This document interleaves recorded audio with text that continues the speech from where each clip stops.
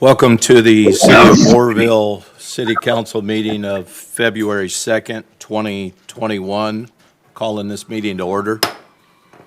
Madam Clerk, may I have the roll? Councilmember Pittman. Councilmember Smith. Here.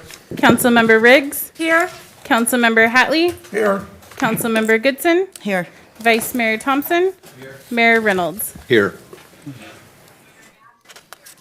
Will you stand with me for the Pledge of Allegiance? Salute. Pledge. I pledge allegiance To the flag.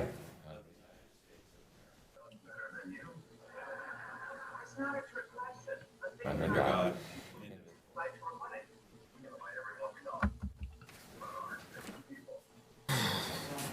Looking for a motion to adopt the agenda. That we adopt the agenda? I second.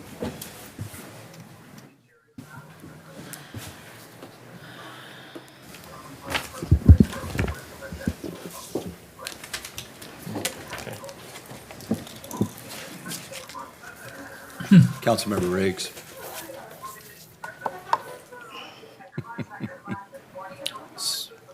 I see they have petitions between Not everybody. showing up. I have yes selected on my device. Push it again, please. I did. Here,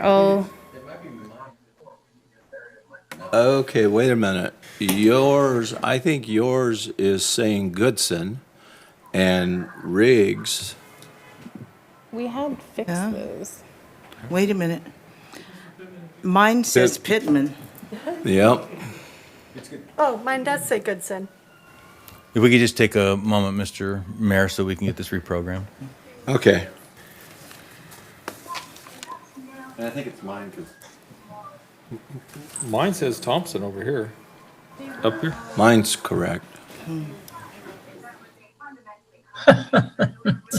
Hatley, yes. With the Y. Yep, Pittman's Pittman. Yep. How do you, I don't see where it says. Yes, it is. Oh, you got young eyes. Mine says nothing. Okay. That works. Are we in order? Does everyone have their appropriate places?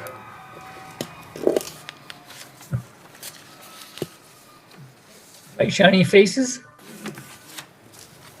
Jackie, do we have everybody muted? Do we have somebody commenting on our?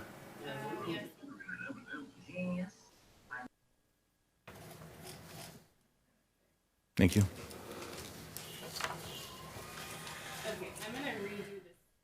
Okay. I'm going to redo this vote just to make Clear it it up. clear. I apologize because I had put them in there and it reverted them back. We're looking for a motion to adopt the. I have a Smith as a first and Goodson as a second for adopting the agenda. Okay. Here we go. Motion carries with 7 yeses and 0 nos. Okay, at this time, we're going to open the meeting up to public communication. Do we have anyone from the public who wishes to communicate on non-agenda items? Non-agenda. Mr. Mayor, it looks like I have 2 speakers for non-agenda items. The first one is Star Gentles. Yes. Hi. How are you today? Can you guys hear me? Yes. There we go. Okay. Sorry, this is the first time I've dealt with doing this meeting stuff. So, hi, my name is Star Gentles. I am a teacher here in Oroville. I own a preschool, a Bright Star preschool. We are located down on Montgomery Street and Feather River. Recently, we are new to this area, and we've been dealing with the homeless situation, which we've been able to clean up a lot of that corner of the homeless because children are present. A lot of the homeless do have criminal records, and not all, but a majority. And so they move away from children where children are present. We've been very lucky in that area. The one problem I'm having, which I have to come to city council for, is to find out about the Haven for Hope. I think that is a very wonderful program, but unfortunately, having it that close to the school is becoming a problem.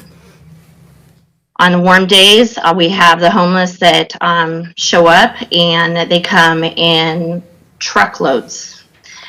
And people that are hanging out really close to the school. Haven for Hope has no desire to talk to me or work with me on this.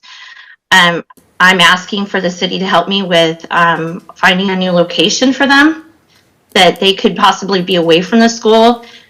California law says that children, that any pedophiles, sex offenders, drugs, or drug paraphernalia needs to be 1,000 feet from the school. And that's just for protection for the children. And that's what I'm trying to do, is keep the children safe. Also, we've had days where it's warm out there and the men are walking around without their shirts on. They got a pair of jeans on, no shoes. They're walking around out there with their carts. Ms. and Gentles, I'm it's- sorry, you only have 2 minutes to speak and your time is up. Yes. Okay. So I have expressed my thoughts on this, and I'm hoping that the city can help me with this. Okay, thank you.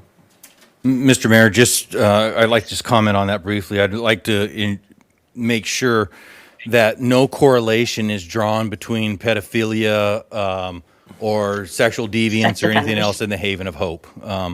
There is no correlation in that statement to what be attending that. So state law, that withstanding some evidence or proof of that, is not applicable in that particular situation. But we will be looking into this to see what we can do to help assist everybody so that we can find a way to peacefully coexist.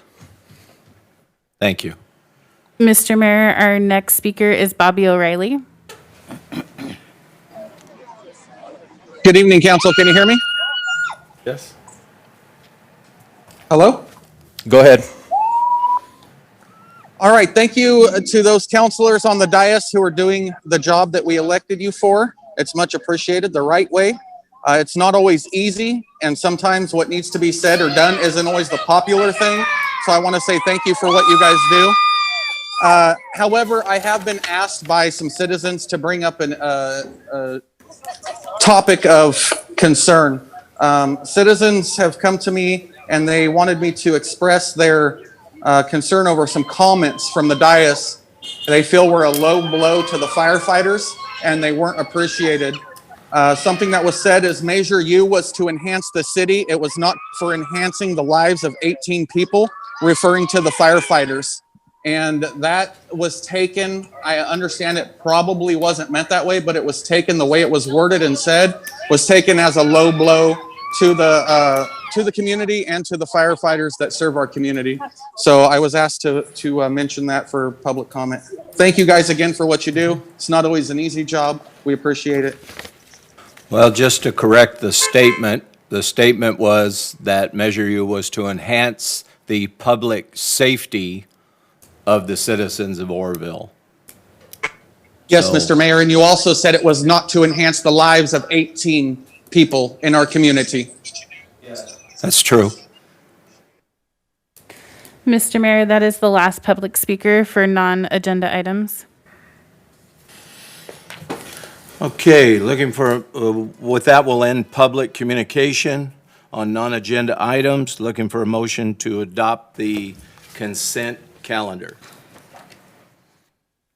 I move that we adopt the consent. Excuse me. Pardon me. Sorry, Mayor Reynolds, I need to recuse myself on the consent calendar due to a financial conflict. Okay. And Councilmember, which item? What's the number of the item?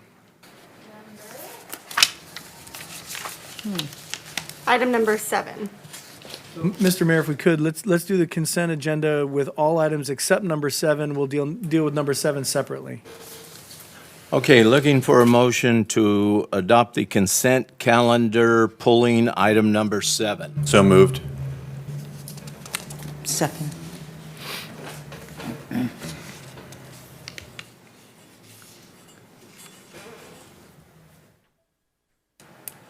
Motion carries with 7 yeses and 0 nos.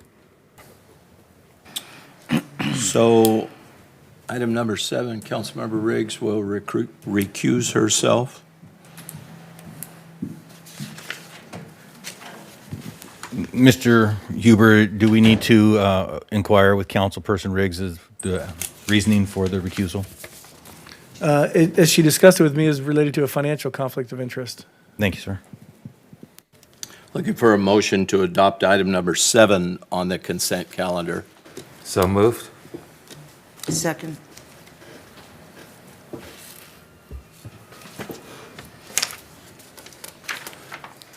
Carries with 6 yeses and 1 recused. The recusal is Councilmember Riggs. Moving on to regular business. Item number 8, municipal auditorium change order for emergency roof repairs.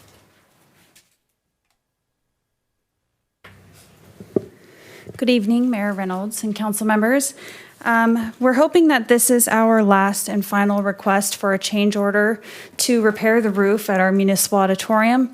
As the repairs have gone on, there have been more dry rot, deficiencies, structural issues that have been discovered with this project. And so, bear with me.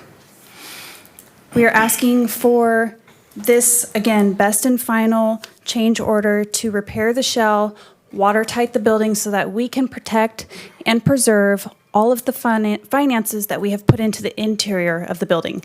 New paint, and I'll show you a presentation here. Do you have a clicker? It's in there. Oh. First, we'll just go over the issues. We've discovered leaks, dry rot, vandalism, and arson that have actually really exposed all of these issues, and a lack of proper funding for maintenance over the years. And just if I could just jump in there on that last picture so the council's aware, what we keep coming back to you with is as these repairs are happening and the walls are opened up, this is what they're encountering inside. That's why the scope of this just kind of just keeps growing on you. Mm-hmm.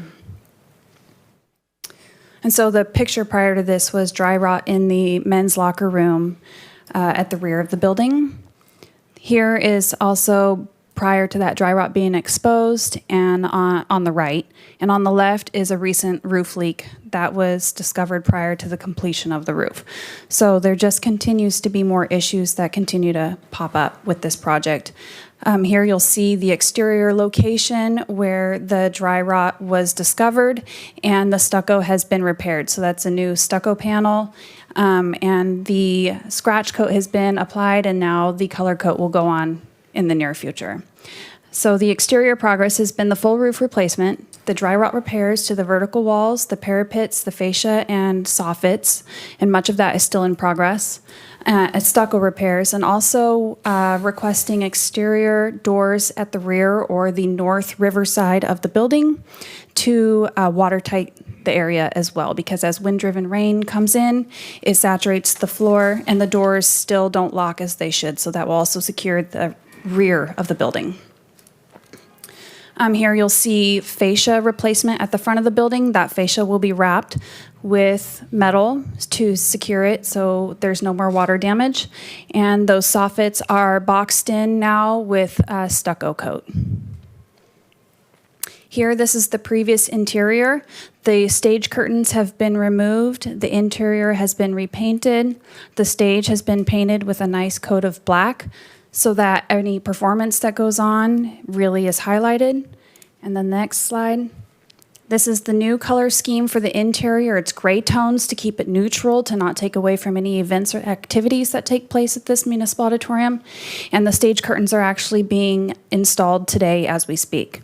So that installation will be complete tomorrow, and we can update you again with what that looks like. The sound system, stage lighting, and projector and screen, that installation has been complete.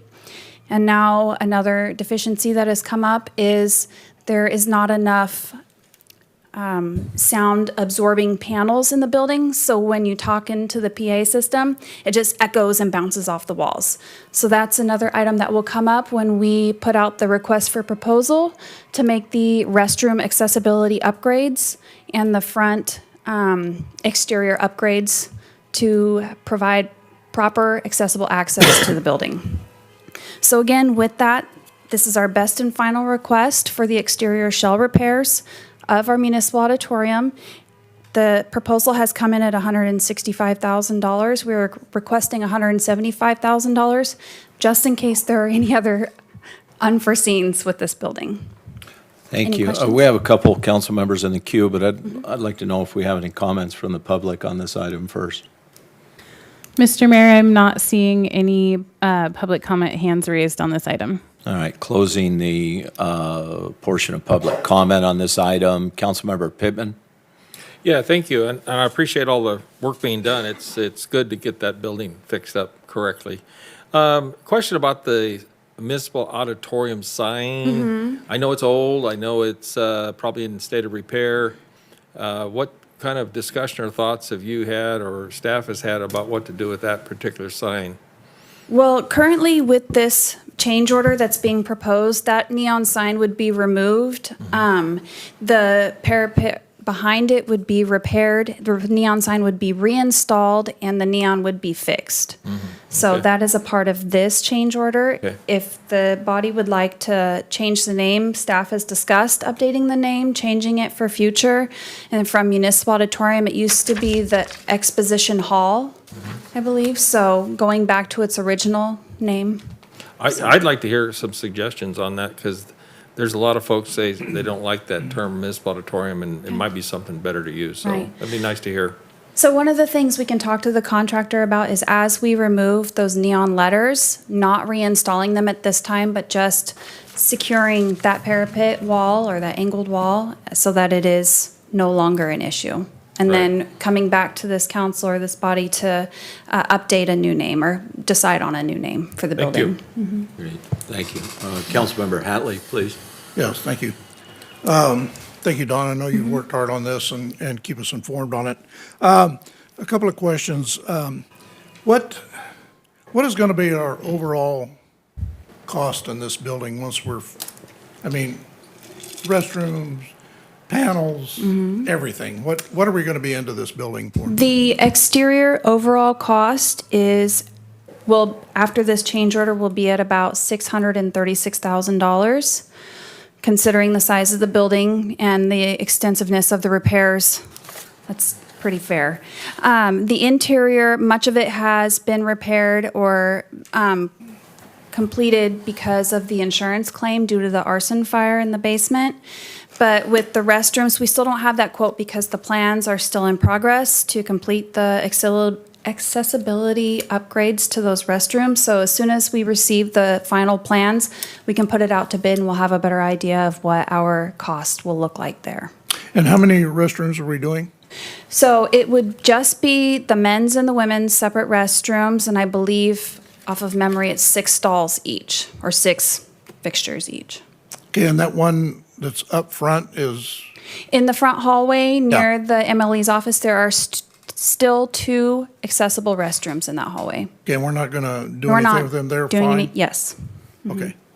All right, thank you. That's- And Councilman Hatley, just to remind you that we did put approximately $100,000 into the commercial kitchen a couple years ago, and then another $100,000 into the floor probably a year and a half ago. So I'm going to guess that our overall investment into the building by the time that we're done is going to be somewhere around $1 million.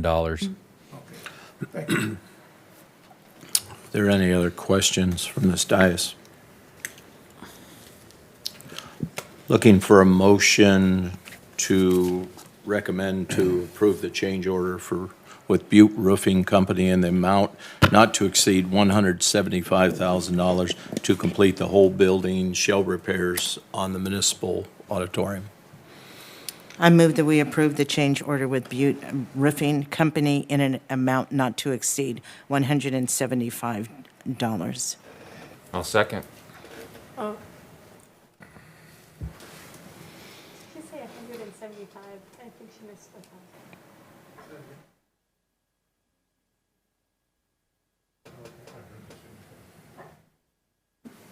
Just to clarify, the motion was as outlined in the agenda for 175,000? Yes. Absolutely. Motion carries with 7 yeses and 0 nos. Okay, moving on to item number 9, Oroville firefighters' 5-year growth plan.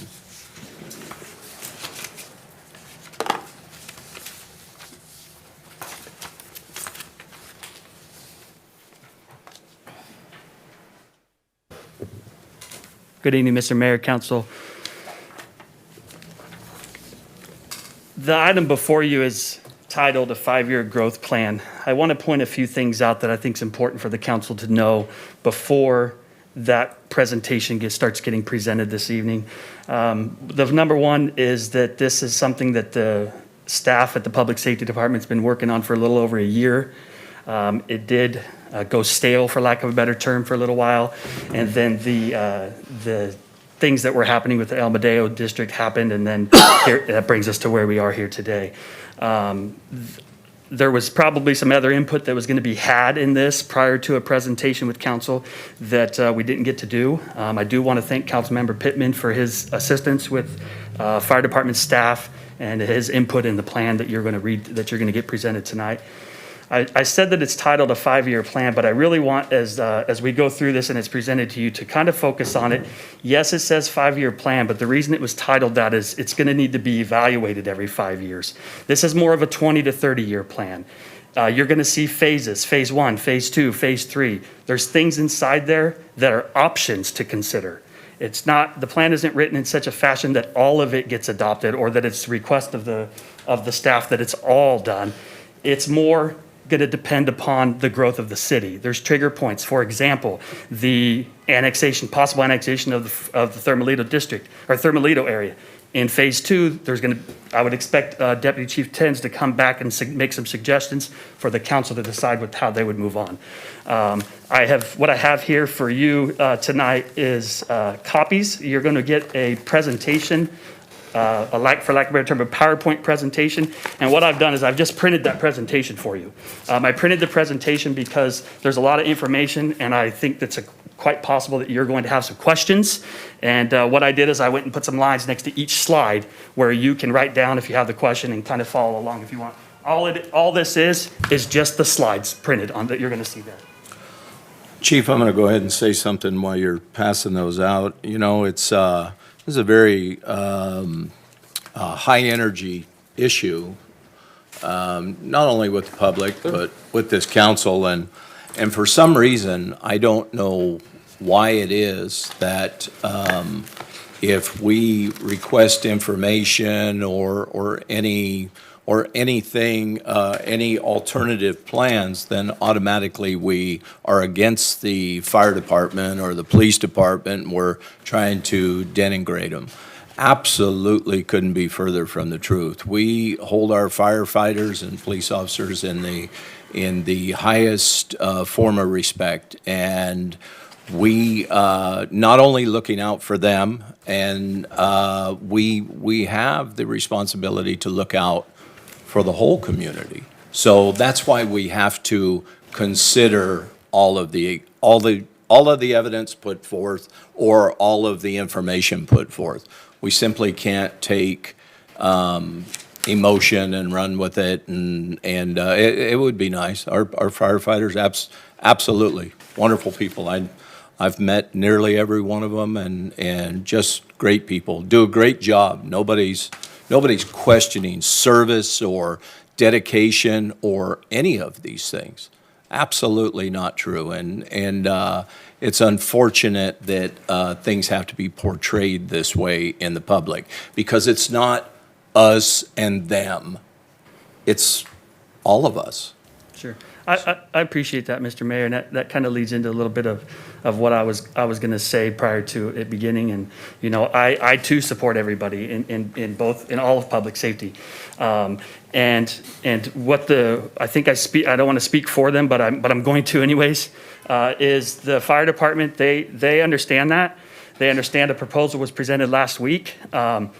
They just want to present what their ideas are. They understand. Absolutely. They understand that the decision is with the council, and that's what the council's going to make the decision. They have some ideas, and that's why I thought it was important to say, that although I'm sure you've gone through the information you were sent, I wanted to point out that information in that proposal, if you want to call it that, was done before the situation at El Medeo. So we had to update it some. We had to update some numbers. We had to go back and do some things. And that's what brought us to tonight. Deputy Chief Tenz did say that to do an accurate presentation, he thought he would need a month. But we're here sooner, no problem. I spent some time and did what he had to do to get there. You'll hear him talk about his planning team, but I'll leave it to him on that. I just want you to know that once this was requested, I did come to Deputy Chief Tenz. I asked him, I kind of put it on him. He created a plan, so I'm going to let him talk about it. And that's going to be Deputy Chief Tenz, and he's got Captain Robinson here to assist him. Absolutely, and I don't really want to get, I would like to hear their presentation, but I want to explain that. You explained quite a bit of it, but right now with the closure of El Medeo, that changed the face of quite a few things. I realize that from some of the public's point of view, it might look like we're trying to push something through. Well, not really trying to push it through, but certainly trying to expedite whatever plan we're going to follow, because we are bleeding $56,000 a month in overtime right now. There is no coverage for South Oroville, which Sure. I am not comfortable with. Sure, and I appreciate those comments as well. I do feel like with that information, it is important to note that there's also 2 vacancies in the fire department right now that we're filling on overtime as well. So the money that's being spent, yes, it's attributed to the void, if you will, from El Medeo, but not all of it. Some of it we would be spending whether El Medeo is still there or not, because we do have 2 vacancies in the department. I don't know how to set this up. Councilmember Pittman wishes to comment. Before I sit back down and let them do, there are other copies of what I handed out. If anybody else would like one, I'll leave them right up here on the podium. There's 4 or 5 extra copies here. And again, it's just copies of the slides. Thank you. And I think I've become the historian for the city, being I have the grayest hair in the room, I guess, but. At least you have some. At least you, okay, I'll go with that. One of the prefaces I wanted to add too is that when this council first got elected some time ago, we asked all the departments to come forward and tell us the department's needs, the department's status and whatnot. And I believe in the fire department, in fact, I quite remember that one of the things with the fire department, there was a need.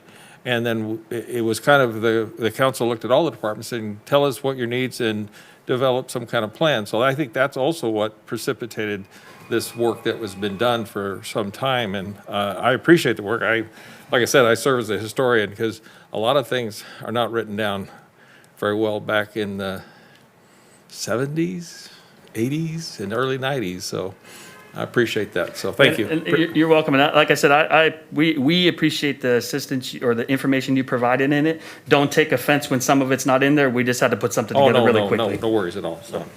Without anything else, I'll open it up to Deputy Chief Tenz.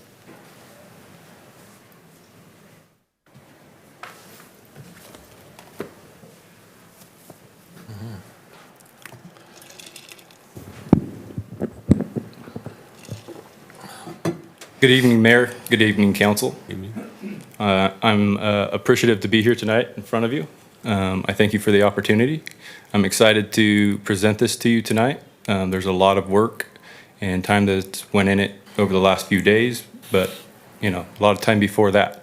But there's also been a lot of time of a gap between the recent work and the work before. So there's a lot of information tonight. I apologize if my head's down a little bit, but I want to make sure that I get this information to everybody and it's clear.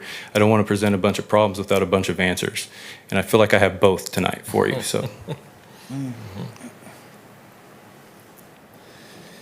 So tonight is a growth plan, as Chief Deal explained. The main objective behind this tonight is the standard of coverage for the city of Oroville. So I think it's very important that I recognize everybody who helped me with this. A lot of people are on this list, but that doesn't mean that everybody sat down with me every single day. I recognize any type of work that came in front of me or helped me at all, even if it was an email exchange back and forth. So Second on the list, obviously, everybody knows who I am, but second on the list is Captain. Oh.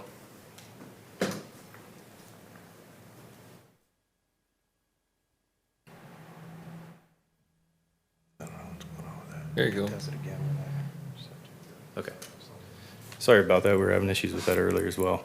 But second on the list is Captain Robinson. I've worked with Captain Robinson for many years. We share a lot of knowledge and experience together.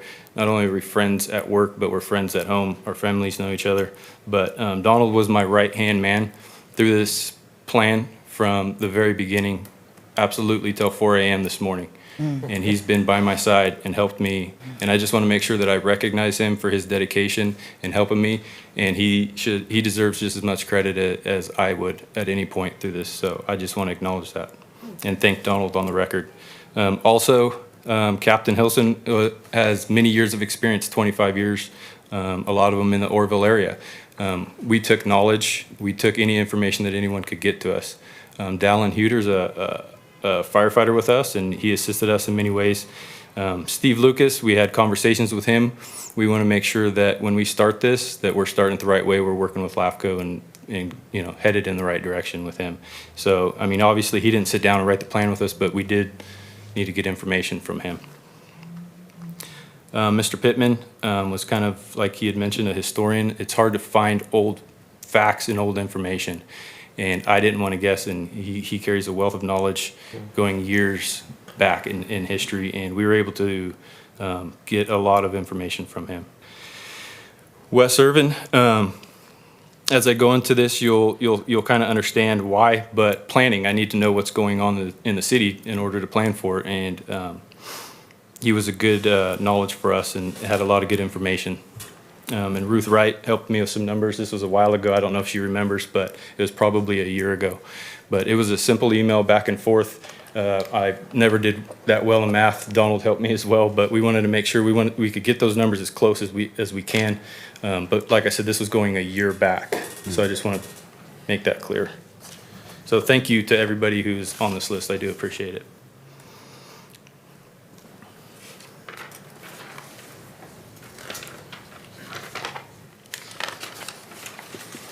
So you'll notice at the top of most of the slides, but it's the standards of coverage for the city of Oroville that was adopted many years. It's in the general plan, in the general plan for the city. It's on the city of Oroville's website, and that's I'll go into the definition in a little bit, but 90% of city coverage in 5 minutes or less. I don't want to go into reading the whole mission, but we did have to take account the mission because it was used as a roadmap to develop this growth plan. In order for us as an organization to succeed, investment must be made so the fire department can grow within the city. So the growth plan itself, it's a living document. It can be adjusted to meet any future needs or changes to the city. And just want to emphasize that again, it's a living document. So the city's growing, and we can't anticipate everything that's coming at every single time. As natural disasters have happened, or disasters in the past where our population grew a little bit faster than we were quite ready for. But this establishes that plan, and we can be ahead of it, but it's a living document. And if something happens, we can make an adjustment to that. Increased level of service. We need to catch up with growth that's already happened. Service needs to increase to city and the surrounding areas. More resources and personnel, more planned participation in regional groups. And I'll get into these groups. I'll give some acronyms now, but I will cover them. And that's BERG, the Arson Task Force Team, the Hazmat Team, and Search and Rescue. Maintain complete local control of fire protection. The city has control when phases of this plan are initiated, what we staff, how we staff it, bargaining, locations of facilities, and overall investment within the department.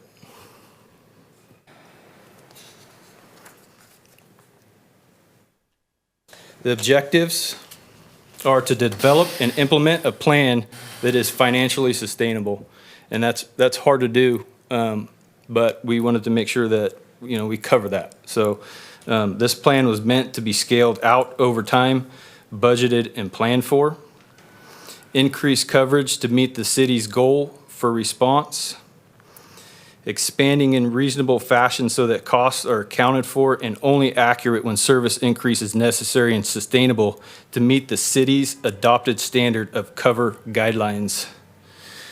Maintain commitment to regional response. Increasing the amount of resources allows us to more easily maintain or two regional response agreements. All agencies in the county, large and small, rely on each other.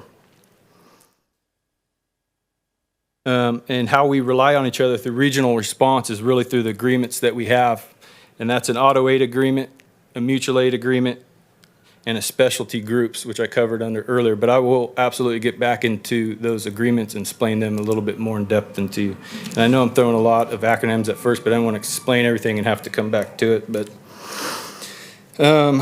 relieve reliance on outside agencies. Additional resources also reduces the need to borrow resources from neighbors for less complex incidents while giving us more opportunity to help them when they're in bed, or in need, I'm sorry. We don't want to rely on our outside agencies more. It's reciprocal, so that's kind of what I'm getting at. When we provide more resources to our own, we don't have to rely on the county's taxpayers to come in and assist us as much. And if they do, that's fine. We want them to come in and help us, but we need to make sure that we can provide that the same to them. Increase quality of service provided. Commitment to increased levels of service means we intend to set the bar higher, increase our capabilities along with the type of size of incidents we can handle without significant subsidy. So for example, for that, if we have an incident within the city and it requires multiple units, the fewer units we have, the more they have to send to us. So I found this pretty interesting when I looked at it, because I've only seen the city jurisdiction on a paper, and I had a pretty good idea of what it looked like, but this really explains how our boundaries are set.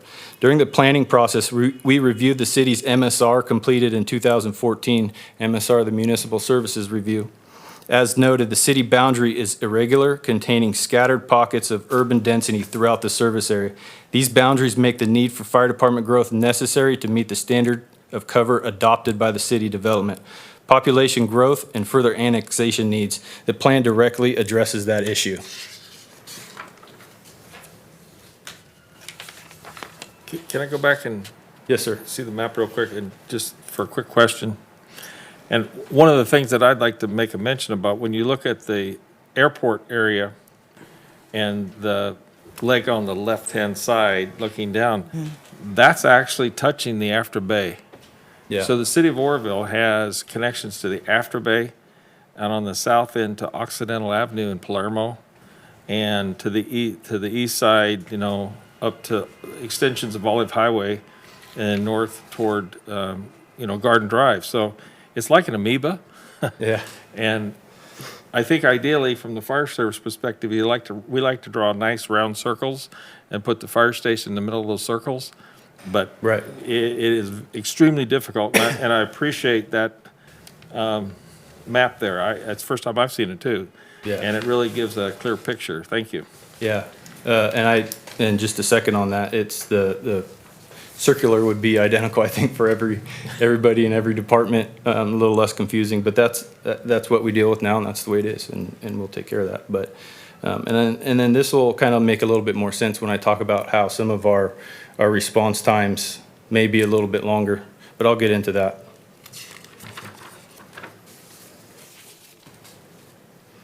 Fire department travel time should place a first due at scene within 5-minute travel time for 90% of fire and medical incidents. This is on the City of Oroville's website. Fire department units shall be located and staffed such that an effective response force of 4 units, when they're saying units, they're talking about 4 either fire engines. I'll refer to engines tonight as apparatus, but we'll probably hear a couple terms: units, apparatus, fire engines, ladder trucks. Essentially, it's the same thing. 4 units with 8 personnel minimum, so it's not just the units, but it's also the personnel, shall be available to all areas of the city with a maximum of 10 minutes travel time for 90% of all structure fires. And we'll kind of cover that a little bit more. So I think it's only fair that if I tell you what we need in these phases and options, that I explain our current condition, because I think there's a lot of unknowns, maybe some misunderstandings. I don't know. I'm learning every day myself. So I will give you an overview of currently how our model stands for the Oroville Fire Department. Currently, we operate out of one station downtown next to Les Schwab, 2055 Lincoln Street. Typically we house 2 resources. I didn't put 3 because it's not a permanent basis, but on a normal basis, we operate with 2 pieces of equipment, typically 1 engine and 1 ladder truck to protect the city of Oroville. Station 1 houses all the equipment Oroville Fire owns, so everything we own, that's where it sits. From this location, OFD responds to any call within the city limits from the airport to Lemon Hill, with the exception of the north portion of the city covered by CAL FIRE, and the south portion was covered by El Medeo, southern portion of the city. These apparatus vary based on needs of the season or type of emergency. At any time, we could be on a ladder truck venting a multi-story commercial building with our ladder truck up, get back, clean up, and before you know it, we're on a Type 3 engine going to a grass fire. After that, we might have to grab our water boat, the Zodiac boat, and be on the river and performing a water rescue.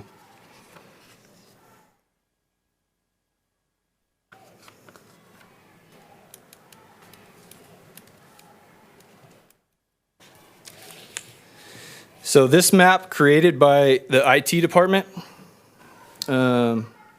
represents the location of Station 1. You'll see the center dot in the middle. That's the core of Oroville. That's dead center. That's a great location for Station 1. It's prime. If you look all around it and you see all the little dots, those dots indicate calls for the year 2017, 18, and 19. And if you notice, there's no 20 on there because that's probably when we were working on it. So all those dots represent calls. The dark green represents our 5-minute response area. That's how far out we can reach. The other night when I said we can cover 35%, that's 35% of the city. That is not 35% of calls. We cover a large majority of our calls within that area. As you can see, most of them are, it's heavily dotted. I did want to say though that the dark green is our 5-minute, and I don't know if you can see, it's kind of hard to see, but the light green is our 10-minute response times. We can reach pretty far out. It's a great center location. Keep in mind these times are projected and do not represent Station 1's actual response times. This example includes all emergencies where a fire unit was dispatched. It does not take into account other units such as CAL FIRE to the north or El Medeo to the south. With that in mind, according to this map and the metrics used in this example, it is only possible to capture 68% of the past 3-year emergencies in 5 minutes or less from that station's location alone. And the reason I say that and cover that is because CAL FIRE Station 63 uses their own reporting system. So we don't capture their times and stuff. They essentially, they take care of their calls, writing reports, and we do it. And El Medeo as well. So it's hard to get that information. And it was really hard to get that information from El Medeo recently.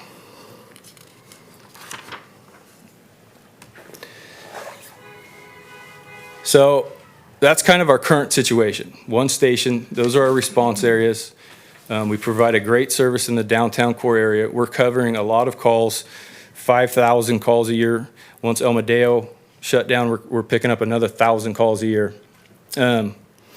And we're prepared to do that, and we are currently doing it. Just since they've closed down, we've covered 150 calls just in our portion of their district. That's not including the whole district. I don't know what the counties run, but that's just how we've assisted them within the city portion of this, 150 times in a month, on top of the 20 that we typically already run. So phase 1, and I just want to put the statement out here that phase 1 doesn't mean this is what we're doing right now.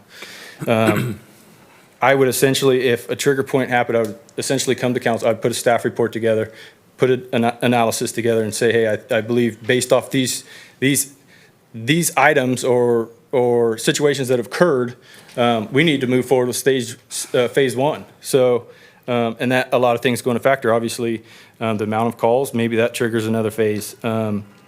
Development growth, and I'll kind of cover that a little bit.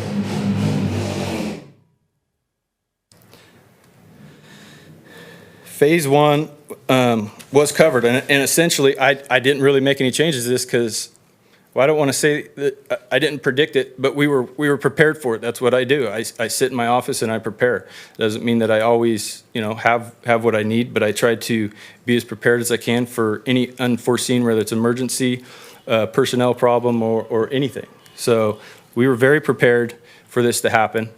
But anyway, sorry.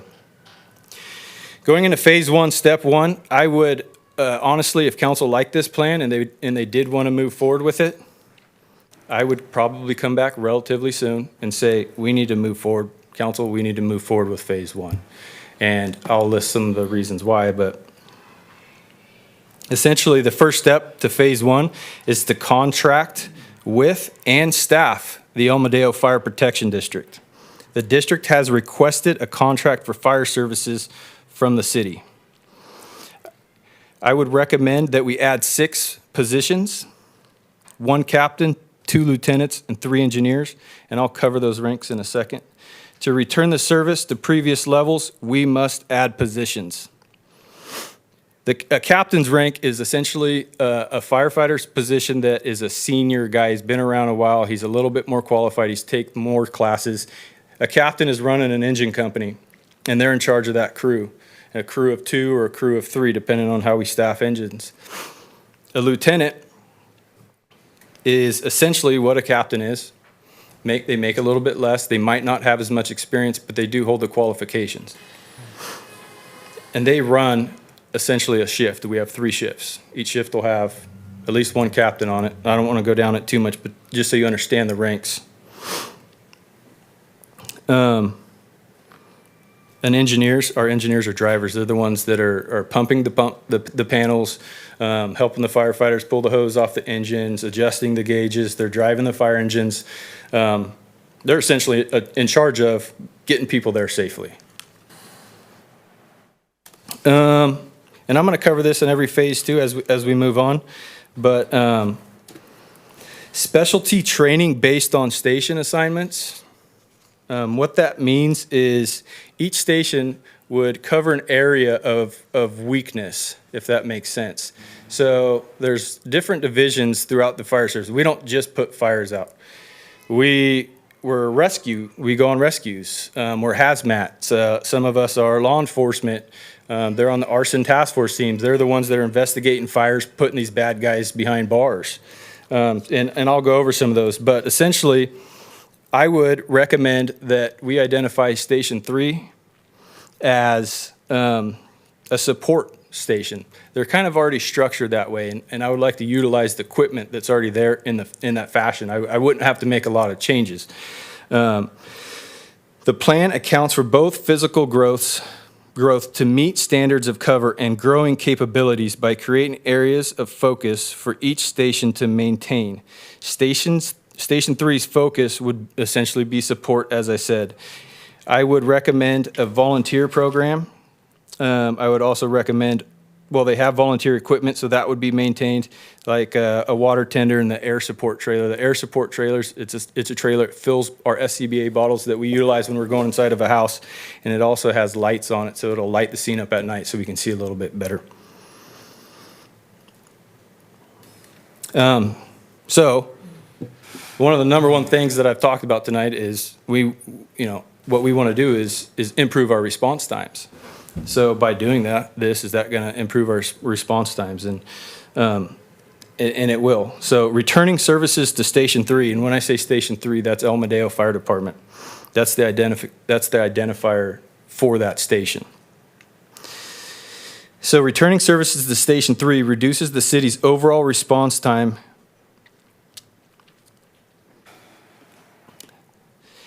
Let me rephrase that. It would meet and exceed the city's standard of cover within the district. So, and also increase the percentage we can provide citywide. So What that means, Station 3 is in a great location. So they didn't put Station 3 there because it was the best place for the city. They put it there because it was the best place for that district. And I like it right in a community, you know. There's kids around. You have great community involvement. You get to play with kids, talk to kids. They come down, visit you, check the fire engines out. They tell their mom, hey, we're going down to the fire station. It's a little bit different at the downtown station. There's just not a lot of, you know, traffic like that. So anyways.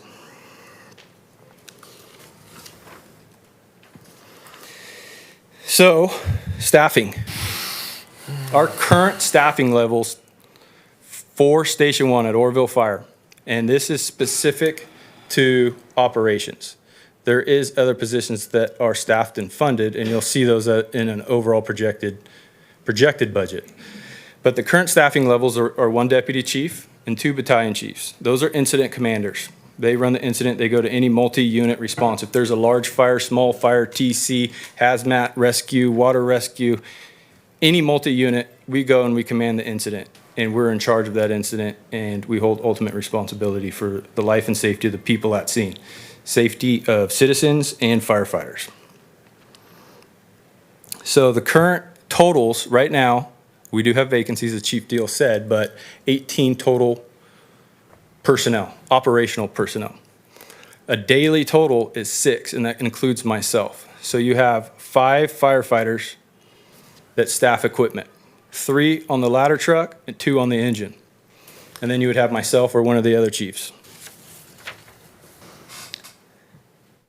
The added portion would increase daily on-duty staffing to 8 personnel daily, and you'll see that on the right over there, on 3 apparatus. Station 3 staff permanent with 2 firefighters on it on a permanent basis. That would probably be an officer, so 1 captain, which I'll cover that right now. The added captain position would be the station captain. They're in charge of the station at El Medeo. The station captain runs the shift, the day-to-day stuff, make sure they're training, make sure that the station's clean, the equipment's ready to roll, they take care of it all, they're responsible for that. The captain reports to the battalion chief. 3 additional engineers would work for each of the shifts, which is kind of self-explanatory. This group of people would be responsible for maintaining support apparatus owned by the Oroville Fire Department and El Medeo Fire Department. So all of the support equipment that's at that facility right now, these men and women would maintain it and make sure that it's being started up, it's fueled up. You know, that's their job, to maintain that equipment.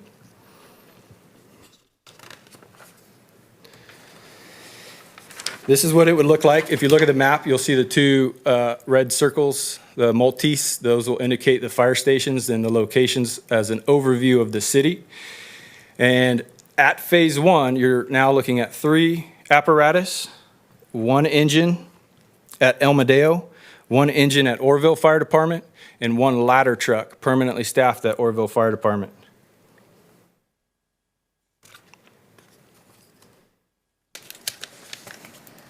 This map is similar to the one you saw earlier. The center dot is El Medeo Fire Department Station. The dots mean the same thing, their calls over the last 3 years. The dark green is their 5-minute response area, and their light green is a 10-minute response area. They have a great response area. They're actually in a really good location, not only for the district, but for the city of Oroville. I mean, they can cover most of our calls in less than 5 minutes. And what does that mean? That means that if we have an engine truck at Station 1 and an engine at Station 3, we just put 3 engines on a fire in less than 5 minutes or less, regardless of wherever it's at inside that dark green. That's huge. That helps us keep fires smaller, faster. Okay, so next is, and I'll put this out, it's a projected budget. It says 5 to 10 years. I apologize that is a misprint. That could be next month if council wanted to do that. But these are projected numbers that we took last year.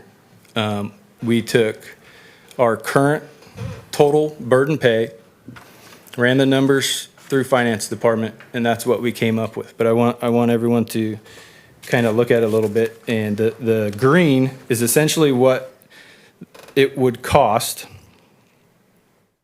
if they were to contract services with El Medeo, they have a projected budget of $540,000. If we included that into ours. Now, there's some gray area with that. I mean, they have an engine payment that they need to make on, so I think we'd have to take that into consideration as well. They are, I believe they make a $55,000 or $54,000 payment a month, or not a month, I'm sorry, every July. So unless they have enough money that they've been saving up in the last month to pay that off, which I believe they owe about $297,000 on that piece of equipment. The projected budget for Phase 1, this budget does not include one-time cost, only reoccurring costs. Figures generated from using the average salary and benefits combined total city cost of each position at the Oroville Fire Department currently. Average combined salary and benefits was multiplied by the number of positions in this phase. These numbers will go up and down over time with turnover, longevity, and labor negotiations. The overtime budget prediction was based on double the overtime budget at the time this document was drafted and account for more personnel.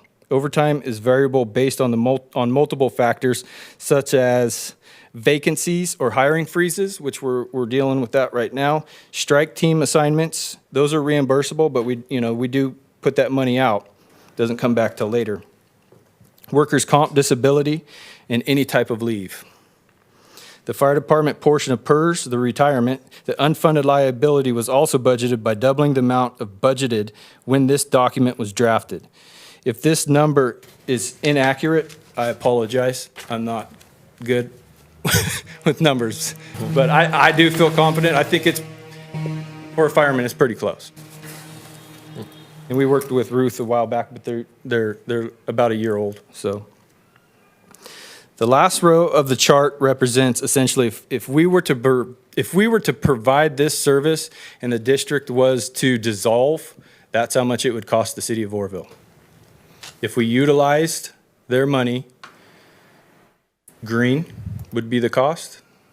If we didn't, they dissolved, they went away, or we decided not to contract, or however it happened, that's how much it would cost the city of Oroville. Yes, ma'am. I have a question. So you made mention of overtime, which is approximately $400,000, Yes. and that's when our personnel is called out for strike team situations. It's going to be reimbursed at a later time, that same year? Yes. All right, and so that 400,000 would be put back into that revenue base. I would have to confirm with the finance director, but I believe anytime we get a check from the state or the federal government for that kind of stuff, it comes a few months later. It may get put into... Incrementally or 100%? No, 100% per incident. All right. And it'll all be included for the personnel reimbursement. They reimburse for the staff that goes out, they reimburse for the backfill at the station on the overtime, and they reimburse for an hourly rate of the engine. All right. And that all comes back in one check, and I believe it just goes into revenue. Right. Councilperson Goodson, I'm not really sure that that's an accurate answer. That does not cover your regular overtime unless this is some special overtime category that's been created. You still have your operational overtime that's normal and necessary within the department. So 100% of that is not recoverable. That is true. So we agree upon a certain rate with OES, and sometimes it's $25 an hour, and one of our employees may make that, and when we send them out, they could be on overtime. That's not what I was referring to. I'm referring to if someone calls in sick and we cover it, and it's not a response to anything. We cover that. That is not recoverable dollars. So my question was in response to that specific of the strike team reimbursement. That's the only thing that I wanted to make a difference. Okay. While I have you, can I ask you a question in regards to page 3? When you showed us the map, there was the very dark green area. This one? Yes. Okay. And the light area, it's my understanding, correct me if I'm wrong, that's a vegetation fire? No, the light green color that you see, that's the 10-minute response time. Yes, and what is the locations? That's the So essentially, perimeter. it's just roadways. So it's not going to necessarily go out. The way the system worked, I'm not sure. I'd have to ask Jesse, but I believe it's mainly roadways, and then Okay. if two roadways to go out, then it would close. I'm not exactly sure how to answer that question. And- Just But that is why. yeah, There's the time allotment, a maximum of 10 minutes travel time for that area. yeah. All right. Other than that, it's 90% at a rate of 5 minutes or less response time. So the plan proposes for the whole city, and I'm just trying to consume everything together with that. So this, I'm just showing you as I go through, but towards the end, you'll see all the stations projected and a Okay. total coverage of the whole city and how that relates to the coverage of it as our response times. Thank you. Chief, I can't see that far. The light green, where is that? On the bottom part of the city? Are you referring to what almost goes all the way down to the bottom? Right. See, I can't see that. I believe that's Lincoln. How far out? Is that in the county? It looks like it's just south of Cusel. So maybe a small section of it on the left side, maybe city. I'm not sure. That's kind of an area that gets confusing. Okay, thank you. I My apologize. eyes aren't that good. Yeah. No, it's around Lincoln. It looks like just past Cusel. Right Thank in you. there. I'm sorry, I just couldn't see that. Yeah. Vice Mayor Thompson had a question. Sure. Thank you, Deputy Chief Tennis. Appreciate this. You said it's based on last year. Do you mean based on 2020 salaries or 2019 salaries? Was it 19? It was 19. The average. Yeah, the average step. So we didn't top everybody out. That was just currently where we were at. Was it? Well, some were topped out, some weren't. Yeah. It's a combine of the total cost of an employee. Oh, thank you.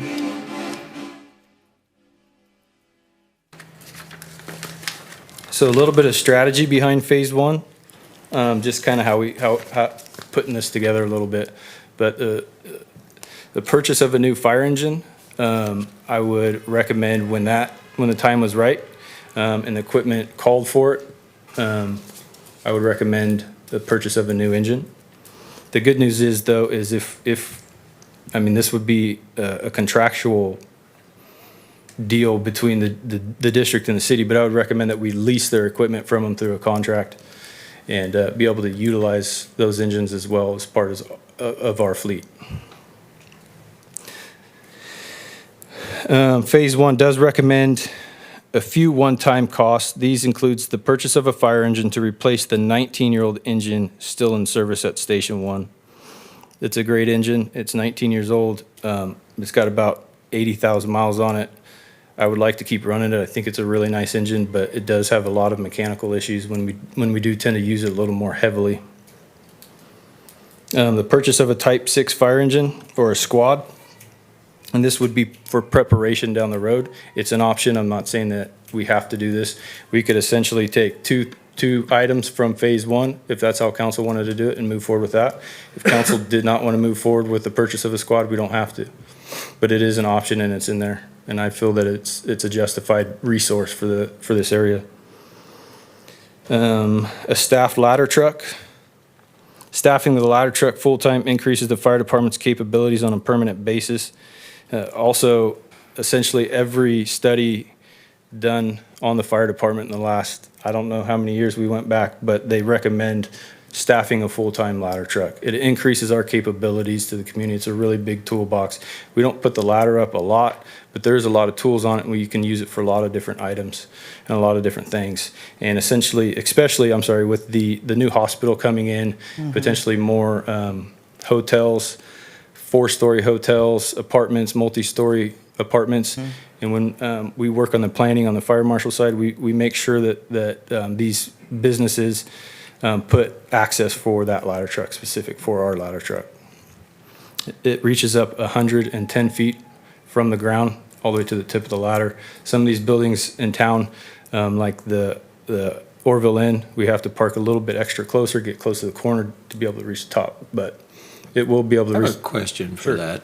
What's a wind load on that when you have that all the way up? And I don't remember that. I did when I was a probationary firefighter. I Holy apologize. cow. Do you know it, Captain Robinson? 20 miles per hour. so anything over 20 miles an hour, you're not going up. No, Yeah. and grades Don't blame playing you. a factor Yeah. too. I think it's more than 6% grade, so we have to make sure that anything around wherever a potential setup would be is essentially as flat as we can get it. Yeah. Try to anyways. Another question for you while we have this slide up. Sure. I have no idea. The purchase, the cost roughly of a new fire engine, the purchase cost roughly of a Type 6 squad. Are you asking for both, for the engine and the Type 6? Yeah, so we recently spec'd a couple of engines, and I want to say there are 2 engines, they're about $800,000 each, fully equipped, roughly. And they go up about $10,000 to $20,000 a year.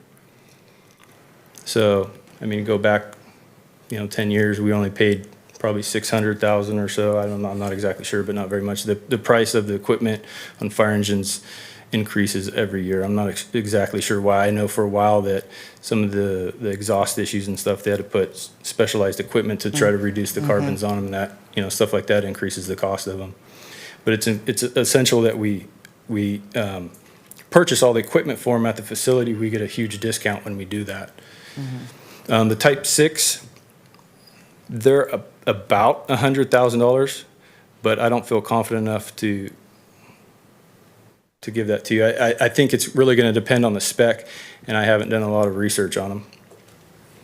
I know they're a great piece of equipment. I've seen them and worked with them and around them on fires and stuff. They're really a nice piece of equipment. They could be utilized for wildland fires, but also for an EMS response. And is that bare bones or is that equipped? For the 100,000? Yeah. That's a rough guess. I'm not sure. I'm honestly not sure. I'd probably have to look back further. We haven't purchased one, and I honestly haven't looked into it. We've brought the concept up before and thought about it and tossed it around, but I personally haven't looked at the price of them. I'll get it and get that information to you.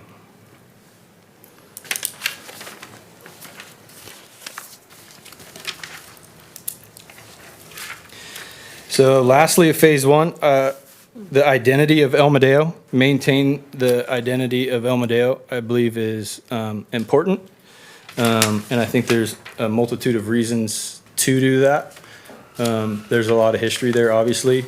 The community really likes it, but I would try to maintain that identity as much as I could. I would request council to take that into consideration with some ideas, maybe a volunteer program, where they could still maintain an El Medeo uniform. I'm not exactly sure, but I would like to work towards that goal. I'm not sure exactly how that would look. Some of the ways that we could, though, is by using the facility, the equipment, and maintaining their volunteer program, integrating their program into city response. So not just keep them in the district, but utilize them through a whole system throughout. Bring back the community involvement in the district and increase community involvement throughout the city. Quick question, if I may ask, when you mentioned a volunteer program, and I know it's been very difficult to have, and I remember a time in the past when the county has a volunteer training program, and the thought being that if we did have volunteers, it might be great if the county would invite our volunteers to participate, at least in the training of that. I don't know if that's possible or not, but I remember the thought pattern being that be great. And I know the county has a volunteer training program. I don't know what the status, if they let others participate in that or not. Yeah, I'm not sure that'd be a question for Chief. I have a Messina. question, Sure. Deputy Chief. Do the unions of firemen associations, do they encourage or discourage volunteer programs? I think it would depend on which union we were, talking about. I think our union would be very open to it. Something I could talk to them and ask about. I didn't really think about asking the union. we've used them in the past and been very successful, so I wouldn't anticipate any problems with it. I know we used to have quite a few volunteers. Elmadale was almost completely volunteer, Yeah. and for some reason that status went away, and I'm not sure what it is. There's kind of a lot to that, but essentially, it's not as easy it used to be a volunteer, and it is actually an expensive program to run. I mean, it's not very expensive, but we do have to provide equipment. We have to give them PPE. They're going to be driving around apparatus. We need to make sure that they're trained on that, and there'll be an expense to send them through that training, and that's obviously a liability thing, but training goes behind it, and a lot of the times they get into it, they're eager, they're excited, and they go, man, this is a lot of work. I don't want to do this. And not work, but to keep up with the training. Some of them may want their EMTs, some of them may just want a CPR, but we require them for continuous training, and that's just a requirement to be in the service. Mm-hmm. So they would be held to a lot of standards, and sometimes they get into it and they find out this is fun, but I don't want to really do the work, the out of scenes work. So, Thank you. May I add to that? Again, I keep talking to the older guy here. There was a time when a volunteer that worked for a company, an example, RCBS, I remember we probably had 8 or 10 volunteers working there. And when there was a call, the Huntingtons were fined to get up and leave during business hours. But as that became more and more of a problem, the employers started saying, we really can't do that anymore. So that is the other factor that came into being. And the cannery was the same way. We got a lot of folks who worked the cannery and RCBS and other employers here, and they couldn't afford having employees leave that often. But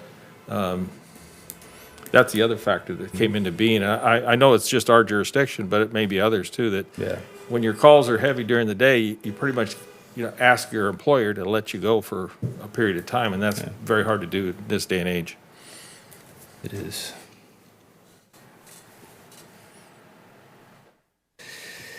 Okay, that kind of summarizes, wraps up phase 1. So moving into phase 2, again, living document. As trigger points hit, we would potentially look at a phase 2, which a multitude of different things could trigger phase 2. If a certain subject came up or a certain item that was needed to be addressed out there as far as services, I would put together a staff report and analysis and come to council and say, I recommend phase 2, which would come with a multitude of options for council to decide on and which type of service they would like to provide.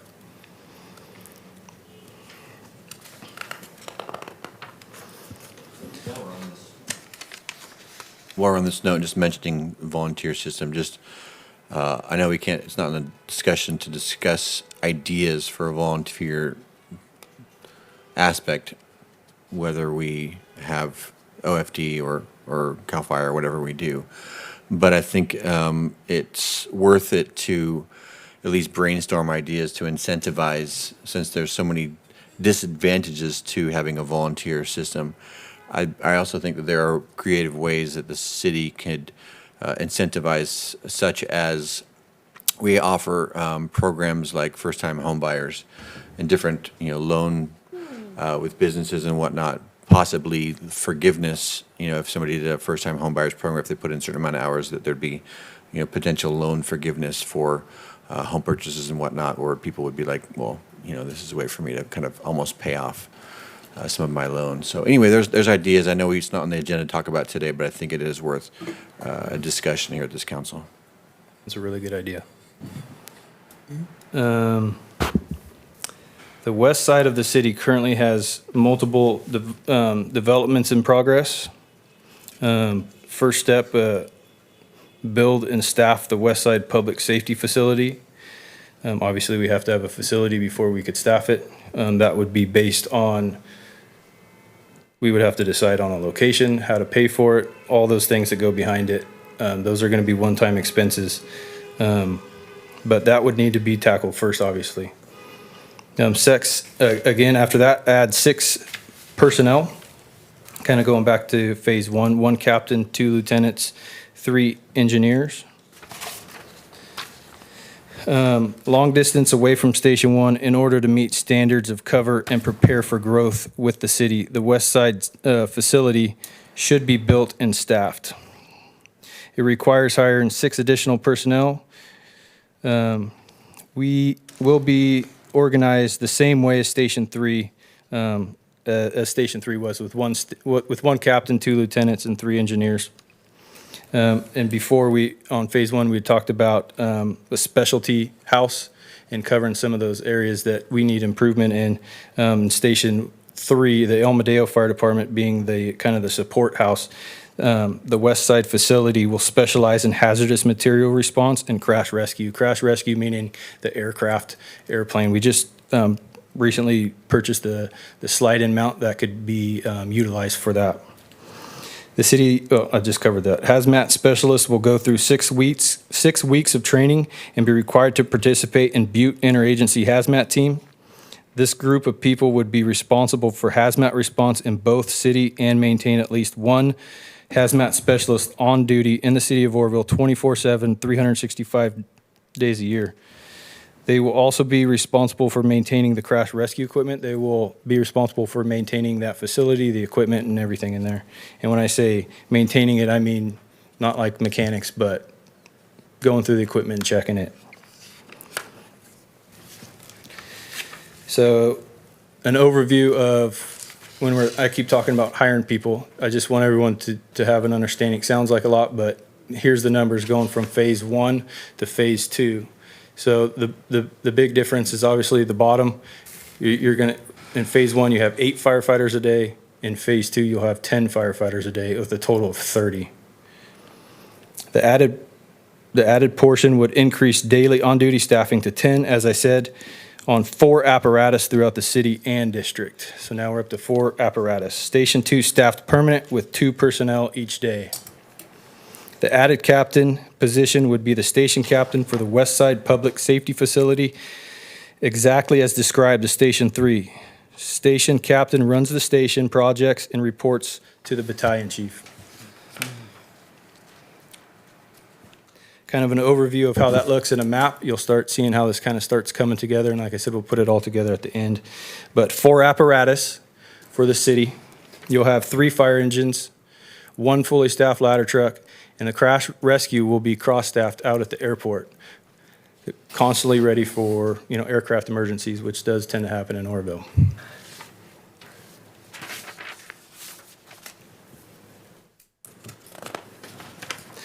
This map was created using the same metrics as the previous response time map. They do not indicate actual response times, only showing potential reach using the metric.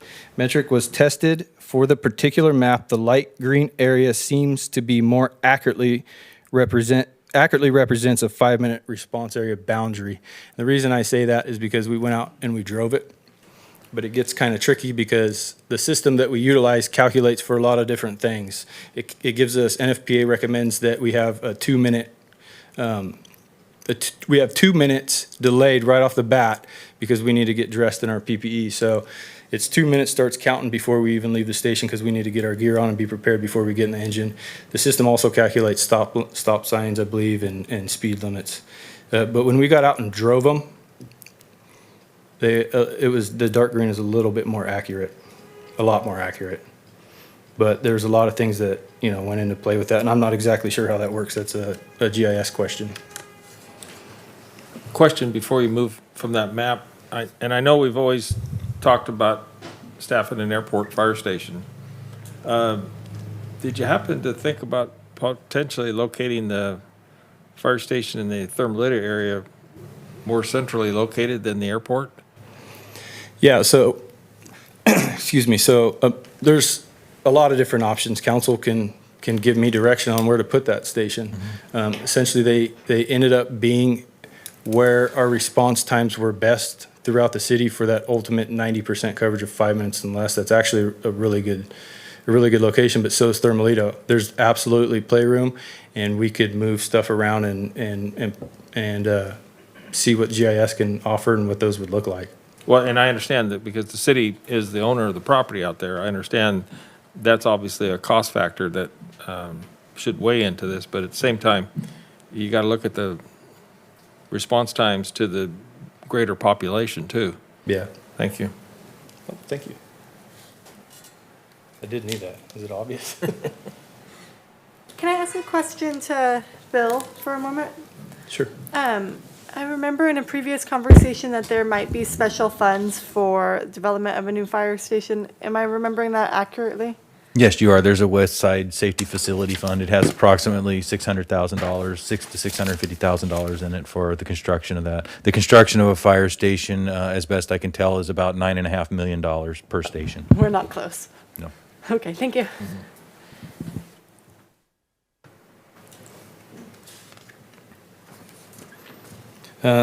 These are annexation projects. This is essentially what planning provided. A lot of this would indicate moving forward trigger point towards Station 2. So I put that up there just as a visual.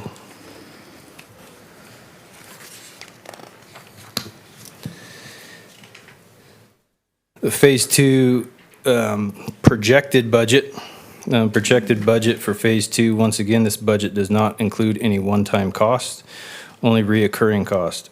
Figures generated from using the average salary and benefit combined total city cost of each position at the Oroville Fire Department currently.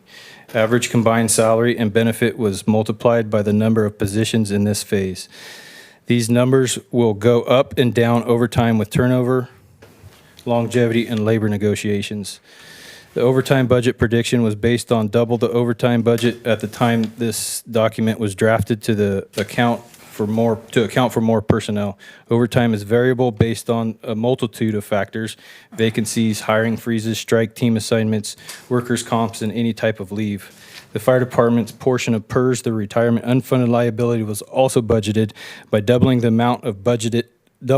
budget when this document was drafted. If this number is inaccurate, I apologize. We didn't have a lot of time to update information in this draft. The last row in the chart shows El Modelo Fire District Measure U and property tax share revenues, estimated at $540,000. This plan assumes the district intends to follow through with its request for contract with the city, providing the city their whole budget in exchange for their service to the entire district. So on there, you will see an added revenue come in, and that is the CFD, and that's what was just what your recent question. And that's the Melrose, the Community Finance District. So currently, I believe, and I don't really want to comment too much on the numbers, but when we put these numbers together, that was an accurate number for revenue of $30,000 a year. Thank you. I would anticipate that to go up through time. So the final phase, Phase 3, kind of the same disclaimer as before with the other ones. When the times came, if there's development, something happened, there's some sort of trigger, a large concern of citizens for, a wildland type fire in the eastern portion of the city has an option or a plan to put a public safety facility in that area to minimize response times in that side of town.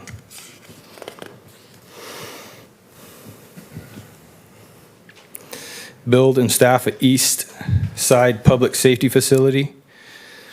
The east side of the city generates a significant amount of calls. In addition to the EMS calls, this area has the biggest potential for wildland urban interface. Reposition an apparatus with personnel from Station 1 to the east side facility. Call volume in the area of the distance from Station 1, along with the potential of population density, justifies the need for a station on the east side. In order to meet standards of cover due to growth in the city, the east side facility should be built and staffed to meet the standards of cover. Reposition one engine from Station 1 to the east side station. Add a chief officer. The east side facility will specialize in wildland firefighting, seasonally staffed wildland engines. Wintertime, we would staff a Type 2 engine. And we would also house the Type 6 if council chose to go with that in Phase 1. which could also be moved to Phase 2 or to Phase 3. Type 6 would eventually be located at that facility because that is the highest area for a wildland threat. So our Type 3 engine that we currently have now, engine 10, four-wheel drive, would also be housed at that station. The specialized training, as far as for that station, the personnel assigned to that station will have overhead qualifications and be qualified to work on incident management teams throughout the state of California. Work towards that goal.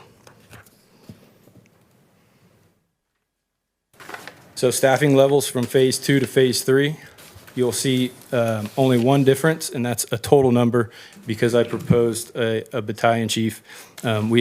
We could move that around at council's discretion if we wanted to. If there was a concern of overtime, we could take that position and maybe turn it into a captain where they could fill overtime vacancies on the floor. And if they're not filling overtime vacancies on the floor, I can move them up and assist on the administrative side and utilize them in that manner as well.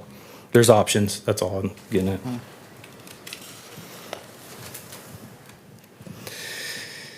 So what you're seeing here is a total build out of 4 fire stations. 3 of them, City of Oroville fire stations, 1 of them being a district, but managed and controlled by the City of Oroville and administration. You would find four pieces of apparatus, 3 engines and 1 ladder truck, and the crash rescue cross-staffed out at the airport. The crash rescue is cross-staffed, and essentially what I'm saying is it's there, but it's not going to be staffed. That's not an additional piece of equipment. That's only as needed at the airport. We would have to take personnel off an engine and put them on that if it was needed.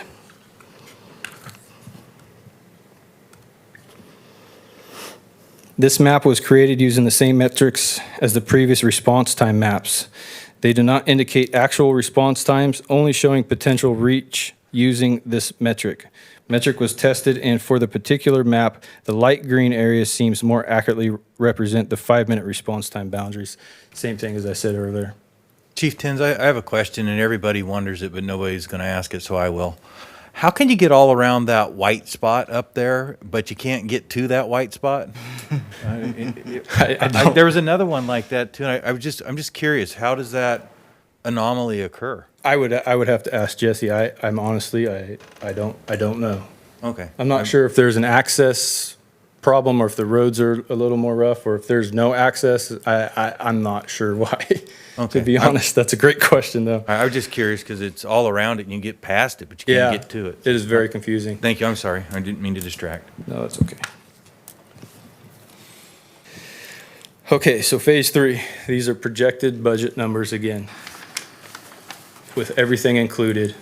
CFD Melrose and the El Modeo Fire Protection District's budget included, total build out. Now, Phase 3 could be 20 years down the road, it could be 5 years down the road. It just depends on the needs of the city and what council wants to do at their discretion. But that's how those numbers would look. But I do want to cover a little bit. As I said, that's a complete build out with current and expected city growth. Quick question, because I'm looking at the electronic version on the agenda, and the last map I get is the Station 3. Is the PowerPoint on the agenda on there? So maybe down the line, we can have that for the public to view, that the PowerPoint being on the electronic website or whatever the case would be. Yeah. Thank you, appreciate that. So the green, I don't want to go through that whole again, but the green highlighted amount represents the budget predicted, including current Melrose and the El Modeo fire monies. But I do want to cover everything that this is paying for the community of Oroville. 33 city jobs, 4 fire stations, 4 fire apparatus, 11 personnel on duty per day, specialties in hazmat, crash rescue, wildland, and technical rescue. Meets city standard of cover guidelines. It meets it. Increase emergency services significantly over current model, not only for the city, but for the entire South County. The whole South County will benefit from this, not just the city. It's great for the city, but it's going to benefit everybody.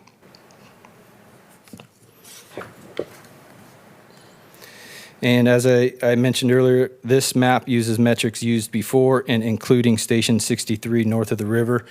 Station 63 is the CAL FIRE station that's highlighted in yellow, but that's essentially the 5 fire stations that will cover the entire city and meet and or exceed the 90% 5 minutes or less response time for the entire city of Oroville.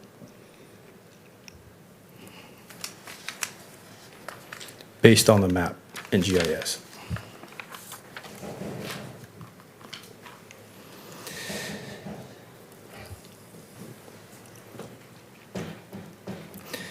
I did want to cover a few items here.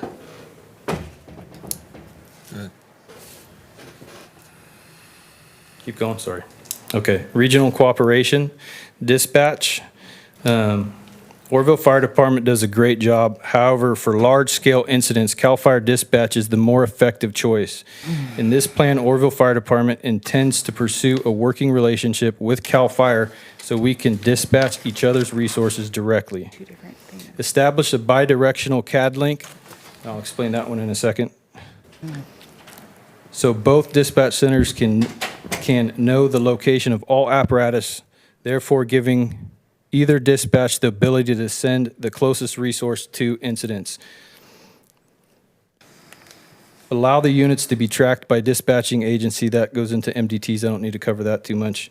But essentially linking CADs so we can track each other's resources. And I can send you additional information on that if you would like to know more. I really would, it's kind of a long explanation. Essentially, it's more effective. To link our CADs, we can watch each other's resources. So some of the agreements that are covered, currently the city of Oroville has an MTZ agreement. It's a mutual threat zone. Describes as an area where if an incident with major potential occurs, it is the threat to both agency. This allows both agencies to send a full automatic aid response, or a full response. And then the automatic aid agreement is in place to dispatch the closest resource. We've been using that for years. It's great. We have a great working relationship. It doesn't matter what the engine says, what color it is, or what patch it is. We want to get fire engines to emergencies faster. Mutual aid is a statewide agreement among all agencies in the state of California.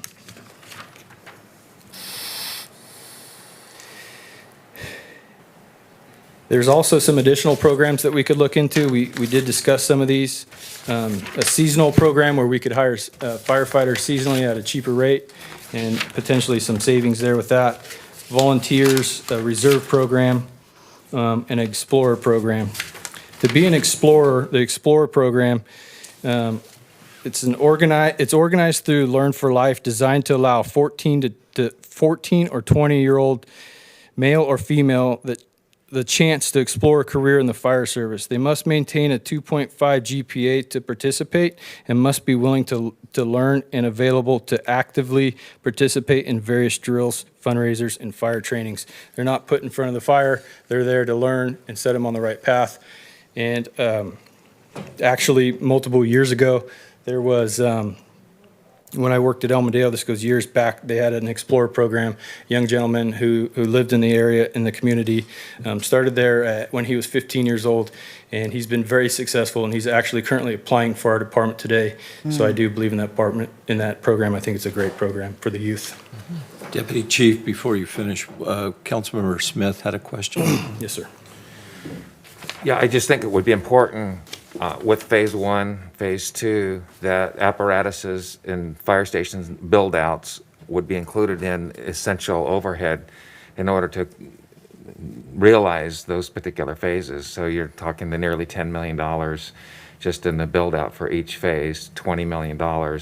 Seems to me like on the east side of town, we have no dollars being put back for anything, if I'm correct. Yeah, so we have $650,000 towards phase one on that build out for the west side. So I think it would be very important and a very clearly understood document where you see the cost to actually implement those. I think it's a wonderful plan, but I also, we all realize that with that comes tremendous cost in order to achieve those objectives or goals. And then additionally, just a comment, I'm very, very glad that this is happening because it reveals, I think, some real genuine areas that need to be, addressed with public safety, and we have our work cut out for us, obviously, regardless of where this goes. I mean, there are things that need to be addressed, which brings back also, from my perspective, we need to immediately deal with, and I'm looking at your plan here that you gave us, and a big concern is agencies and interagency training programs where you guys are not communicating, at least the way I read it, what you're telling me, we're not communicating in a manner in which we should be, that needs to be addressed. So, man, I'm just looking at all of these various concerns, and I'm thinking we needed to start doing some of this stuff yesterday as far as public safety is concerned.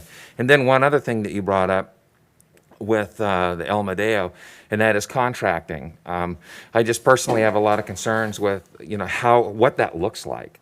When you talk about contracting, who ultimately then assumes control and command of that facility, and then if we staff it with Oroville Fire, then do the jurisdictional lines go away? How do you deal with that? Because right now El Medeo is a special district, and so what does that then look like moving forward? And so if you service, we would still continue to service the areas outside of the city limits. So then would we be billing then the county for services that we're providing outside of the city limit jurisdictional lines? I mean, just maybe, I don't know if you've put any thought into that, but it would seem to me like those are some, issues that would have to be tackled. But first of all, command, who's in charge? What does that look like? Does the El Medeo, do you envision El Medeo Fire Board still remaining intact? And then, how does that work? So I have a lot of those answers. I gave you guys a lot of information tonight. And I would be happy to meet and explain what I know, and then what I don't know, I could find out. A couple of those real quick, I could answer. Some of that's covered we'd have to address with the city attorney under, the contract. I have something prepared, by no means ready. I started working on it a while ago. Needs to go through a ton of review, but we are somewhat prepared to at least take a step into that right direction. El Medeo holds its own ID number, so the highest ranking officer in the fire service would ultimately be in charge. When it comes to liability and stuff like that, I would have to defer that to the city attorney. I'm just not sure on that. It is covered a little bit, but I really need to run it. If that's something that council wanted to do, I would definitely need to work side by side with him on some of that. I'm just not sure. To help answer your question, it's a very complex situation because you're expending city dollars into the county on a regular basis, and you've absorbed a district into it. So, as far as liability, ultimately, at the end of the day, if you assume the contract, you assume the liability. So, and that extends out into the county as well. So anywhere where we would be primary, it's a very complex issue that was going to take time to work out. Councilmember Pittman. Yeah, thank you. Could you describe a little bit more of the reserve program? I know, I believe the city of Red Bluff has something that's working very well and actually has considerable amount of help. Probably a more viable program than volunteer, but help with the definition. Yeah, so essentially reserve is somebody straight from the academy and needs to build experience. It's tough to graduate the fire academy and go get hired at this great department in the city and just be off and going and make all kinds of money and everything's good. So reserve program's kind of similar to an intern program. They graduate from the academy, they're entry level, they're looking to gain some experience, and we give them that experience. They come and they ride on some of the busiest engine companies around, and they get to put that on their resumes, and we can provide training to them, help them, and they're helping supplement our staffing. And there's several different ways to either pay them, not pay them, stipends. There's a multitude of different options with that. But it is a very good program. Thank you. Vice Mayor Thompson. Thank you, Deputy Chief Tins. In regards to the mutual aid agreement that we have with the county, in the areas that we are the primary, where county, CAL FIRE, or whatever entity handles those calls, where we are the primary but they're closer, do we get billed for those calls, or how does that work? We don't get billed for those. That's just a mutual aid agreement, right? So you're talking about where the county assists us into the city? Right. Or, for example, you know, the city right now is considering the annexation of Thermalito region. And per your current maps, you know, even with phase 2 complete, you know, there is a large percentage of that region that we're looking to annex that even with, you know, that phase being completed, that it's still not going to be covered with the 5-minute timeline where CAL FIRE still is going to be, you know, handling, you know, the majority of those calls if, you know, because they're closer, you know.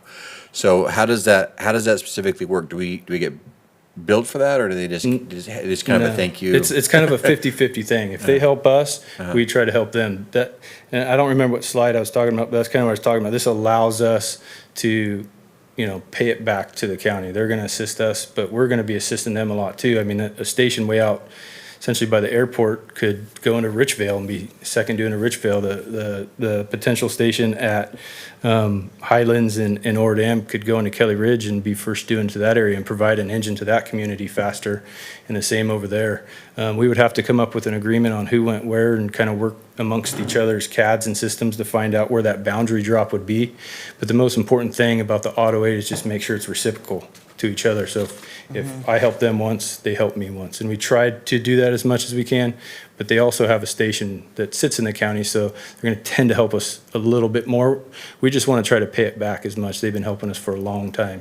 Is there, thank you for that. Is there a, I heard some terms here in the discussion tonight, you know, primary, liability, all this kind of stuff. Is there necessarily a, maybe this is a question for Attorney Huber, is there a disadvantage per se in having another unit, another company handle an area for us on a regular basis where we are the primary?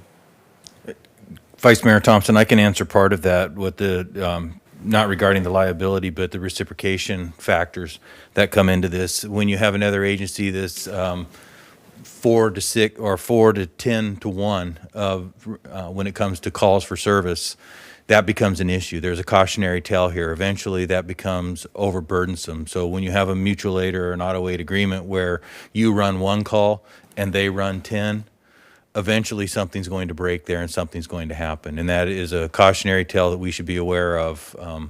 You know, I don't want to say a whole bunch about it, why there's a certain person here in the room, but we can have that discussion later, because I don't want to give them any ideas that may cause us problems down the road. Thank you. Councilmember Riggs? Just try, I'm sorry, I said thank you, but yeah, I'm just trying to piece this together and looking forward to the future of Oroville, you know, 5-10 years down the line of as we grow. And again, the annexation of Thermalito is something that's at the front of our plate right now, whether that's going to happen or not. Well, and to touch on a little bit, even if they came in a little bit to Thermalito, I think there's some areas we can backfill that somewhere else for them. I don't think they'll mind. I mean, like, I don't want to speak for Chief Messina, but I'm sure he wants the closest engine to get there to that emergency just as much as we do in the city. So, you know, regardless, if he helps us a little bit more, this puts us in a position to help them maybe somewhere else. Thank you. Thank you. Councilmember Riggs? Thank you. I just have a couple questions. Sure. Would all of those stations, you know, expanding all the way out into phase 3, would all of those stations be considered like must-cover stations year-round, or would we possibly be in a position where, say, our teams are going out on strike, and so 1 or 2 stations is left unstaffed? Mm-hmm. So it depends on the call type. If the downtown engine was committed for a certain amount of time, we could potentially move an engine from a station that may not be as busy to cover that. I'm not sure on what the stats will exactly be to say what resource would move up and cover, but essentially our CAD would work the same way as if we were working together. We want to send the closest resource.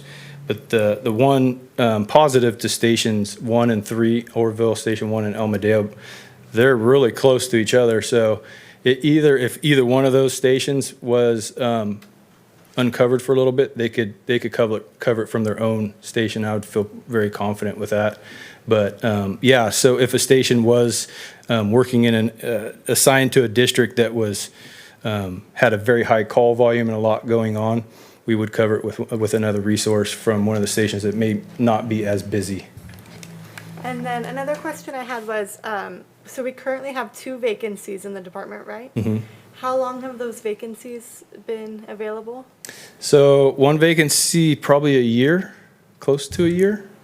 And the other one, I would say, is probably about a month or 2 month, 1 month. Real close to 1 month. Okay, and It's then fresh. is that related to difficulties in recruiting qualified candidates, or is that related to hiring freezes? Why, are you asking why we're not hiring? Yes, that- I'm asking why we have had that vacancy for over a year. There's just been a lot going on and a lot of unknown, and we haven't made that commitment with when we have one vacancy, it doesn't hurt us that much. We don't need any overtime, but it just happens to be that that one shift now has 2 vacancies on it.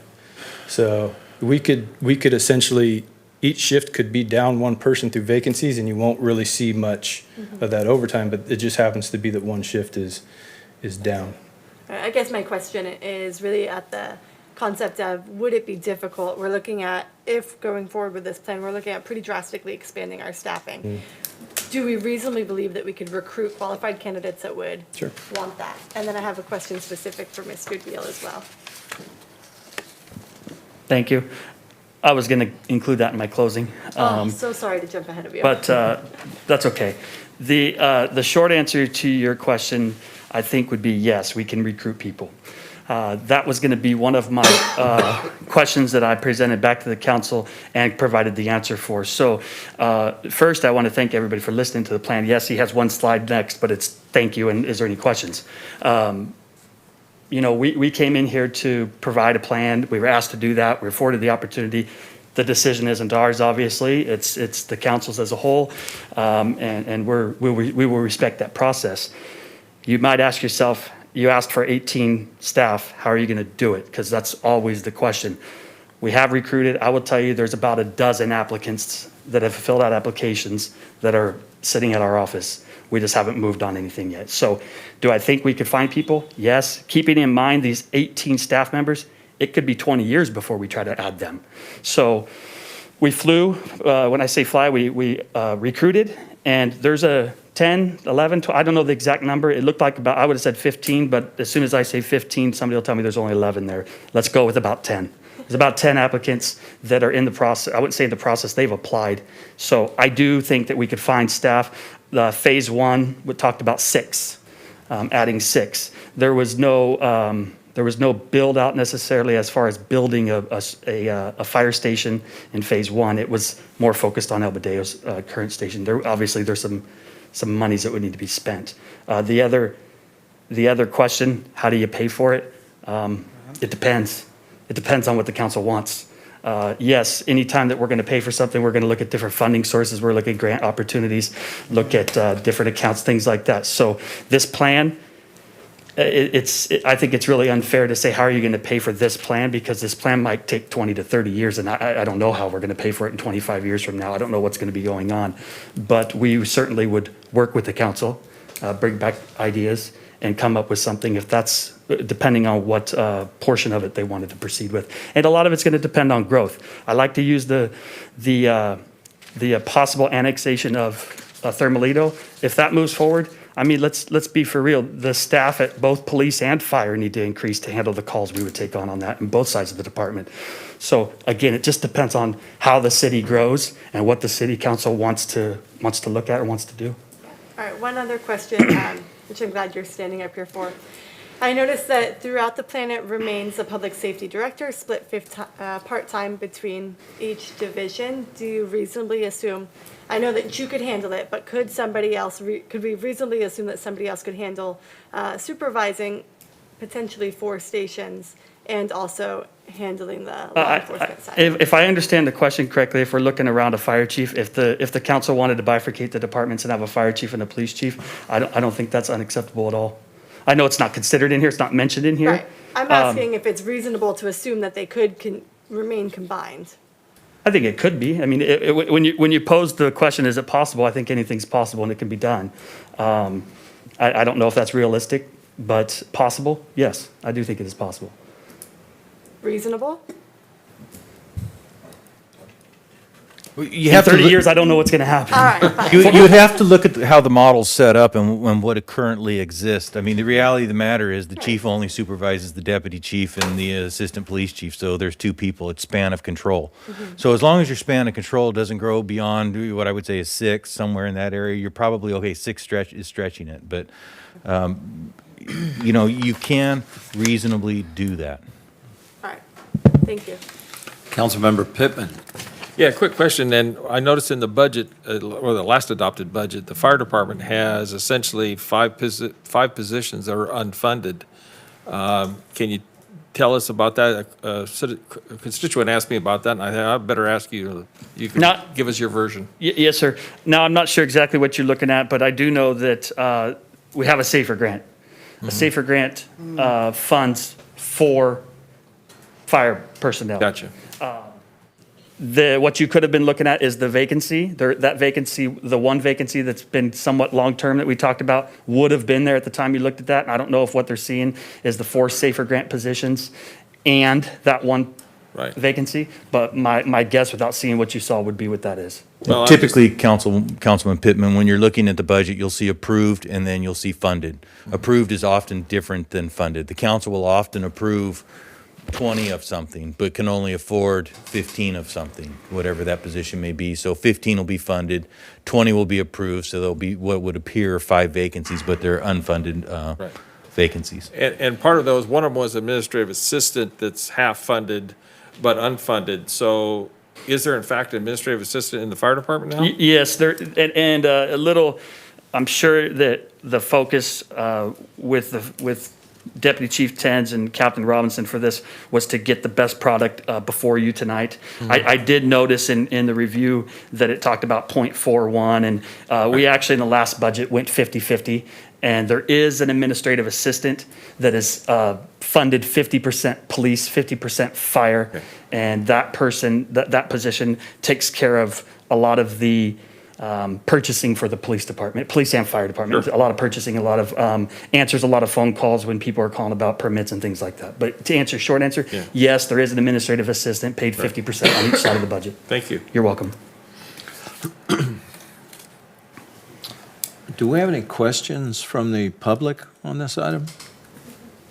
First of all, I really want to say thank you, Chief Tens. Absolutely stellar report. Thank you. Your plan. Great job. Your response time was admirable. I'm happy to do it and privileged. Privileged to be here today. Thank you, sir. Thank you, council. Yes, and there might, do we have any public comments? Yes, Mr. Mayor, I received several emails prior to the meeting that I have emailed to all of you. You should have received those. I will add those to the packet when I upload it. It looks like we have 6 public speakers right at the moment. I want to remind public speakers to raise their hand if on Zoom if they would like to speak. So our first, I'm just going to go on my screen, so I apologize if some of these people raise their hand first. But at the top of my screen, the first speaker is Linda Draper. Good evening. I have a question for City Administrator Bill Lagrone. And we all know that the idea of contracting with CAL FIRE has been around for a few years. And I recall this coming up in 2019. And I'm just curious, what is the motivation behind contracting with CAL FIRE? And also, why now? Okay, what is prompting this discussion? What prompted this discussion was the fact that a request for proposal was put out in 2019 requesting this discussion. It took this long to come back because of the coronavirus and various catastrophes and things like that, a change in leadership at CAL FIRE. So that's what prompted this. What the motivation behind this is to provide the greatest depth of service for our community that we can afford, but also to limit our financial liabilities down the road. Long-term financial debt is going to be a significant issue for the city of Oroville as we move into the future. The more we add on to it, the more of an issue it becomes down the road. So the idea is to try to look at all possibilities and to limit what that financial debt is to our city. Okay, thank you. I am concerned about CAL FIRE and how their rates go up so dramatically every year. That was something that we also discussed in 2019. I know that Yuba City and Marysville fire departments have also had some interesting findings from their dealings with CAL FIRE, but I hope the council votes to retain our local fire department. Thank you. Mr. Mayor, if I could, for clarity on the Marysville situation, Marysville didn't leave CAL FIRE. CAL FIRE left Marysville. It was an issue over a contract and pricing for services, level of services. Marysville was suffering from some tough financial times, much the same as all of us have. And they were looking for ways to reduce their overall operational cost. One of those was to go to CAL FIRE and reduce the level of service. The level of service that they could afford was reduced to such a level that CAL FIRE did not believe that that was a safe way to operate any sort of apparatus. So CAL FIRE gave notice to the city of Marysville that they would be leaving the contract after 18 years of servicing that community. That information I had verified today by speaking with members of the Marysville Fire Department. Our next public speaker is Steve Terry.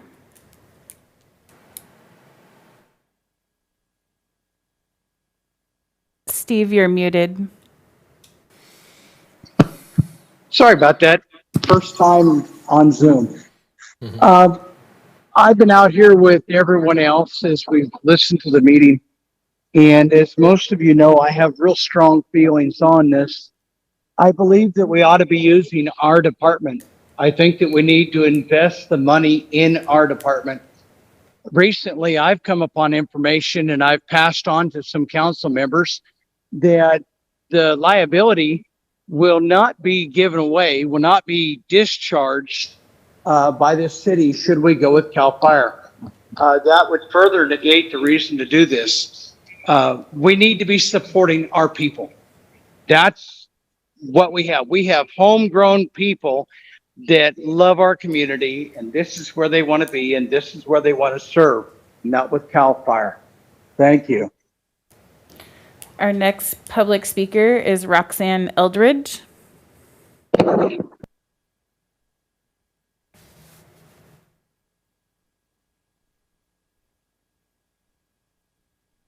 Roxanne? Hello? Okay.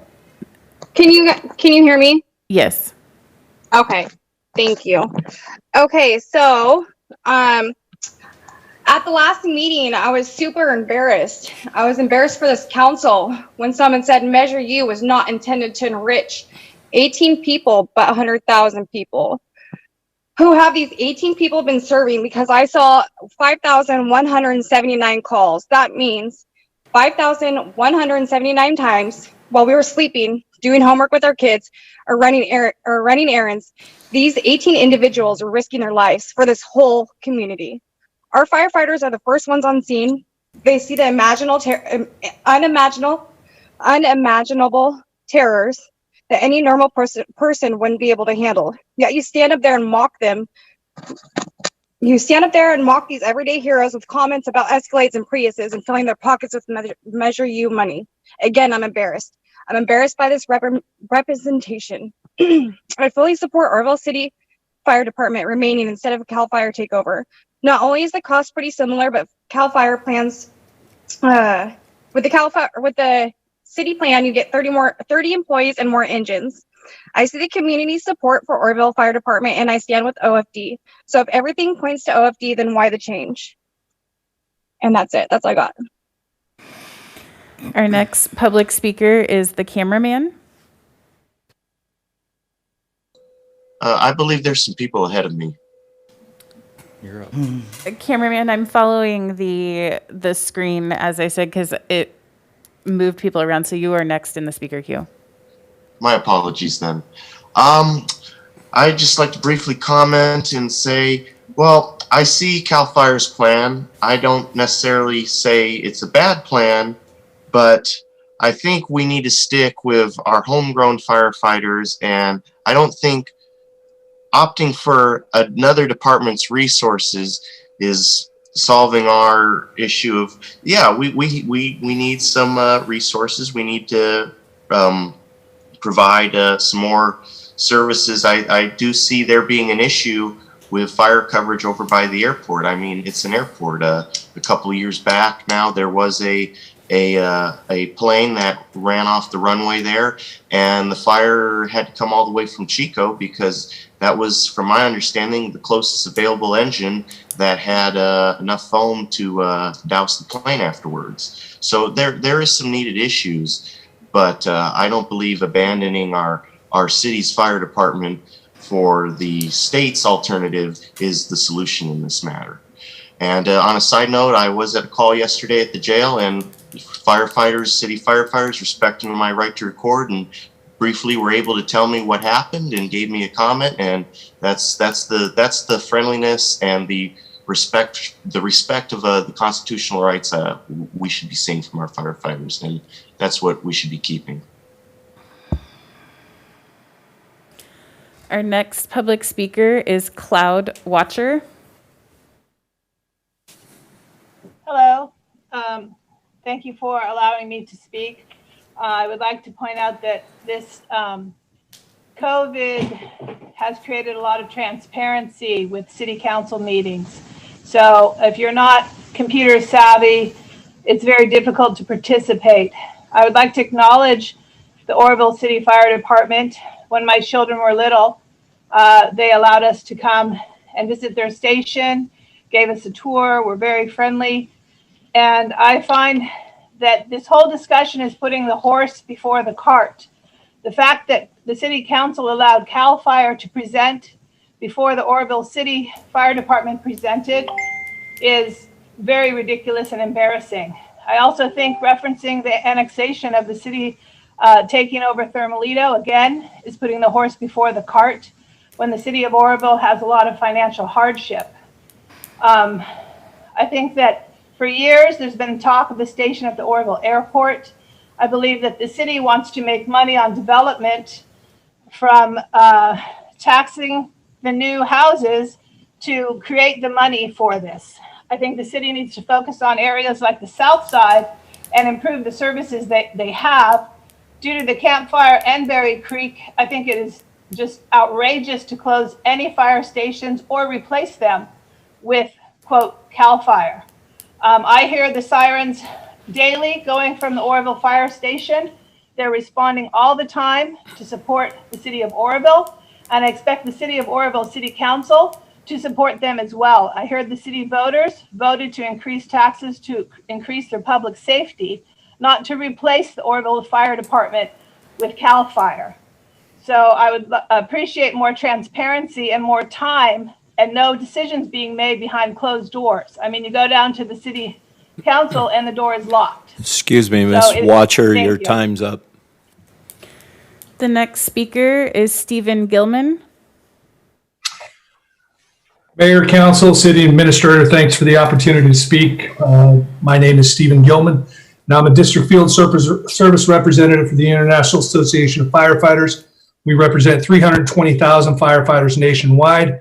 In particular, I represent the IFF Tent District, the largest district encompassing 4 states, Hawaii, California, Arizona, New Mexico, and the territory of Guam. We represent 46,000 members. And I'm here to speak on behalf of your firefighters, the Oroville firefighters, Local 2404. And I say your firefighters because that is exactly what they are. Most of them are residents of Oroville. Most of them volunteer, take part in school activities, teach at the local college in your city. And these guys aren't fighting to keep someone else from coming in. What they are doing is they're fighting to remain part of this community because it is important to them. It is important to their families. And most importantly, they know it is important to the community itself. Councilmember Pittman, I'm sure as you are well aware, having served as a volunteer firefighter yourself, and I believe a fire chief, it is incredibly important to have firefighters who feel they are invested in their community. And these firefighters, exactly that. They're invested in their community because they are community members. Now, I've been a local leader during the economic downturn, and I've assisted a lot of locals with downsizing or cost cutting and trying to make difficult decisions. But my understanding is this contract will not increase the service, and it will actually increase the cost that you will pay for your fire protection and EMS service. My humble opinion, I think that you should allow the fire chief and the firefighters an opportunity to implement their 5-year plan. Allow the fire department to increase their service delivery that the residents deserve. Allow the community to keep the firefighters and allow the firefighters to remain part of their community. One of your main concerns as council members should always Mr. be. Gilman, your time's up, sir. Thank you for the opportunity. Our next speaker is Skipper George. Thank you for giving me the opportunity to speak tonight. As some of you may know, I was a former employee of City of Oroville for about 4 years, fire engineer. I worked at CAL FIRE for 5 seasons as well, year-round. So I believe I have a special insight on this question here. Couple of just facts that were thrown out. CAL FIRE, no disrespect, but they're an amazing organization, but they're amazing what they do with large incidents. The Oroville Dam incident, large fire incidents. As far as fire department, you guys, the City of Oroville, are so much better served by your community organization that you have your current fire department.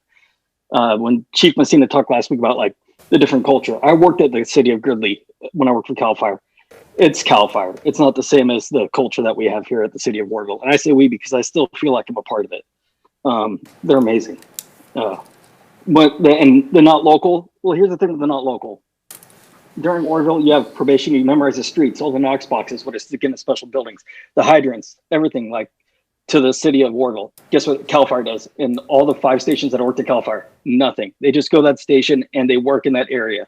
It might not be that they live in that area. It's not that the local persona. It's that they know the city. Oroville firefighters know the city by the back of their hand. If you're looking for their cost, it's no question. OFD is the best thing. Firefighters' pay and benefits will go up with CAL FIRE. The 10% pay cut that firefighters took, oh wait, they couldn't take a pay cut because it would have made minimum wage. The 10% increase in the PERS that they did a couple years ago for you guys, they get that back with CAL FIRE. So your costs would go up in the city. Also, CAL FIRE gives 20 years medical and also. Oh, I'm sorry, sir. Your time is up. Okay. Thank you very much for the opportunity to speak. Oral Fire is the correct way. The next speaker is Bobby O'Reilly. Good evening again, Council. So I have a few comments and then a couple questions. First, to touch on a comment that was made earlier, we're not upset about Council requesting information. We understand this came out in 2019, and we understand that Council is following up with that. We, the public, are upset about how it is happening and transpiring. There was no reason for a special meeting. There was no reason for closed-door meetings. There was no reason for the rush. Measure U funding, we were indeed, as citizens and constituents of this community, told that approximately 75% of Measure U was indeed supposed to be earmarked for fire and police. That is what Measure U was for. There's no reason we can't keep our fire department with Measure U funding. Lots of things Deputy Chief Tens mentioned we need in all these different phases are things even CAL FIRE would require the city to pay for to upgrade or build. Also, it was mentioned if El Medeo was taken in through contract, our city dollars would be used in county calls. We do some of that now with the auto aid agreement. Questions, how much would the city save, if any, on CalPERS versus cost of that CAL FIRE contract and the increased cost with CAL FIRE? Second question, how do they plan to pay that additional cost of CAL FIRE and what funds, what account will it come from? Third question, CAL FIRE contract was offering the same amount of personnel and services as we have now for a way higher price. So how is it that as the mayor calls, an enhancement to city residents, and how does it match the growth of the city? Thank you. Our last speaker is Matt Dixon.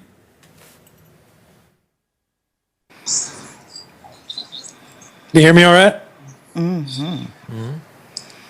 Hello? Yes. Okay. Quick question. Last meeting, something was brought up about binding arbitration. My question for you is, you guys do contract with CAL FIRE. Are you guys going to eliminate binding arbitration from the city charter? Mr. Mayor, I can answer that. That would be up to the people of the city of Oroville. If we didn't have a fire service that this is very specific to, there would be no need I wish for my it to be in questions the got charter. answered.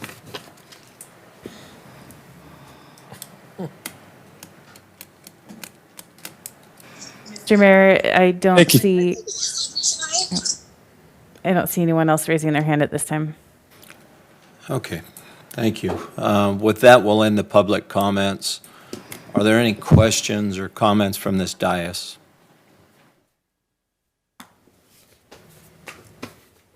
Mr. Mayor, we also have Chief Messina here. It was asked that he give a 5-minute recap of the proposal that CAL FIRE presented at our last meeting. So if we could have Chief Messina. Mr. City Administrator, we had a public comment on the proposal from OFD, so I believe these dais members wanted to comment on that. Am I correct? I'm sorry. Do you want I'll wait for Councilmember Pittman? Yeah, we had briefly talked at the last meeting about the PERS. If there is a difference, if employees are employed by the city or employed by the state, what happens to the city's PERS obligation? I don't know if you've discovered any information about that. or not. It's not super complex. We still hold that obligation for the time that they are here. And let's just hypothetically use March 1 as a date. If we have employees up to March 1, regardless of what they do for the city, we're responsible for the retirement that they earn or the retirement time while they're here. March 1, as soon as they go somewhere else, that is no longer our responsibility. Except that their Except time for the time that they have earned while they are here. And the reason I asked that question is some people presented to me, some fire districts have had long contracts with the state, and they're still paying on the PERS issue. So that just substantiates what your comment was, that whatever the time the employees were with that particular district prior to the change of employment, they still have an obligation to that PERS time. Correct. You still have the debt of that time. How this would benefit the city financially is that you are no longer, for lack of a better term, you're not adding to a pile. I mean, and a pile of dollars or whatever of debt. The only way that you can control what your expenses are regarding your long-term PERS responsibilities is by not adding to what you owe them. So when you reduce what you're adding to them, your your financial liability down the road is lessened. I mean, because you cannot control your interest rate, you cannot control PERS's return rate and things like that. The only thing you can control is what you add to that debt. Thank you. Councilmember Smith. Thank you, Mr. Mayor. My hope is that this conversation does not do any harm to the relationship that Oroville Fire has with CAL FIRE. I think that's, and I wouldn't think so, but I want to just voice that because I think that relationship is vitally important, just ongoing for our community. And I would hope that this conversation reveals areas that we need to address. And I think I kind of spoke to that earlier as well, because I think, again, that's very, very important. Communication, as we all know, is so vital. And as the colonel used to always remind me when I was on the Army base, information is power, right? And so this is a powerful moment. I think you're empowering us as council members to make a qualified, informed decision. That being said, I need more information at the end of the day to make a qualified decision. There's gaps, I feel. I think that we need a comparative analysis. And really, I see two tracks here. I see the culture and the sense of commitment to Oroville Fire, the history, and then just the bottom line, services rendered, cost, and how each agency sees those objectives being fulfilled. So on the business side of the ledger, I just need more information and some sort of comparative analysis between what you're offering, Oroville Fire's offering, what CAL FIRE is offering, and how those two kind of shake out over time. I think that the phase 3, the east, probably, I don't even think that's going to fall necessarily into our purview, probably. At least not in my time. I'm probably going to be maybe in a nursing home someplace at that point, just being facetious. But definitely, I think the focus of the immediate issue, El Medeo, right? That's hot and heavy. That's right now. That's live. We got to deal with that. And then obviously, what's going on over in the Thermalito area, because we are developing that, and that's an active issue. There's a fund already created. I think those are reasonable elements to tackle. But all that aside, we just need, I need personally more information and some sort of side-by-side analysis to really have a deeper dive into all of this. And then again, as we're already having this kind of conversation with our community, and that's another part of the equation. But just the brass tacks, the fundamentals of the decision, I'm just saying I need more information. Councilmember Goodson. Thank you. First off, I want to thank Deputy Chief Tins for an excellent and very analytical and concise 5-year, 10 to 20, 20 to 30 year growth plan. I also want to give credit to our city administrator, Bill Agrone, for his forward thinking last year in making this request known to the deputy chief in order to create and develop this extensive plan. I applaud you both and all the work that others have put into this presentation. The only suggestion that I would have in regards to moving forward that I did not see in your plan that Councilwoman Chrissy had mentioned would be for the Oroville Firefighter Department to hire a fire chief. Kudos to that. Moving on, after the special meeting last week that specifically addressed this agenda item, I did some fact checking regarding some of the questions and a comment that had been brought up. I went on a fact-finding mission because that's just what I do. That's what the citizens of Oroville had elected us to do. In regards to the city of Oroville's CalPERS potential liability for our fire safety department personnel. So I went onto the CalPERS website and I looked up the unfunded actuarial liabilities for a city that was comparable in size, 2 cities. One was Half Moon Bay, who has contracted with CAL FIRE for the past 5 years. In June of 2018, their unfunded liabilities for safety fire personnel were $12,572,502. And 1 year later, the price tag had increased to $12,620,052. So in 1 year, the city had paid an additional $107,550 in unfunded liabilities. I also looked at the city of Cameron Park. Their population size is approximately 19,000. They contracted with CAL FIRE for approximately 25 years ago. And I found the same increase in unfunded liabilities as that of Half Moon Bay. Their UALs increased approximately $107,843 in 1 year. And that was in 2018 and to 2019.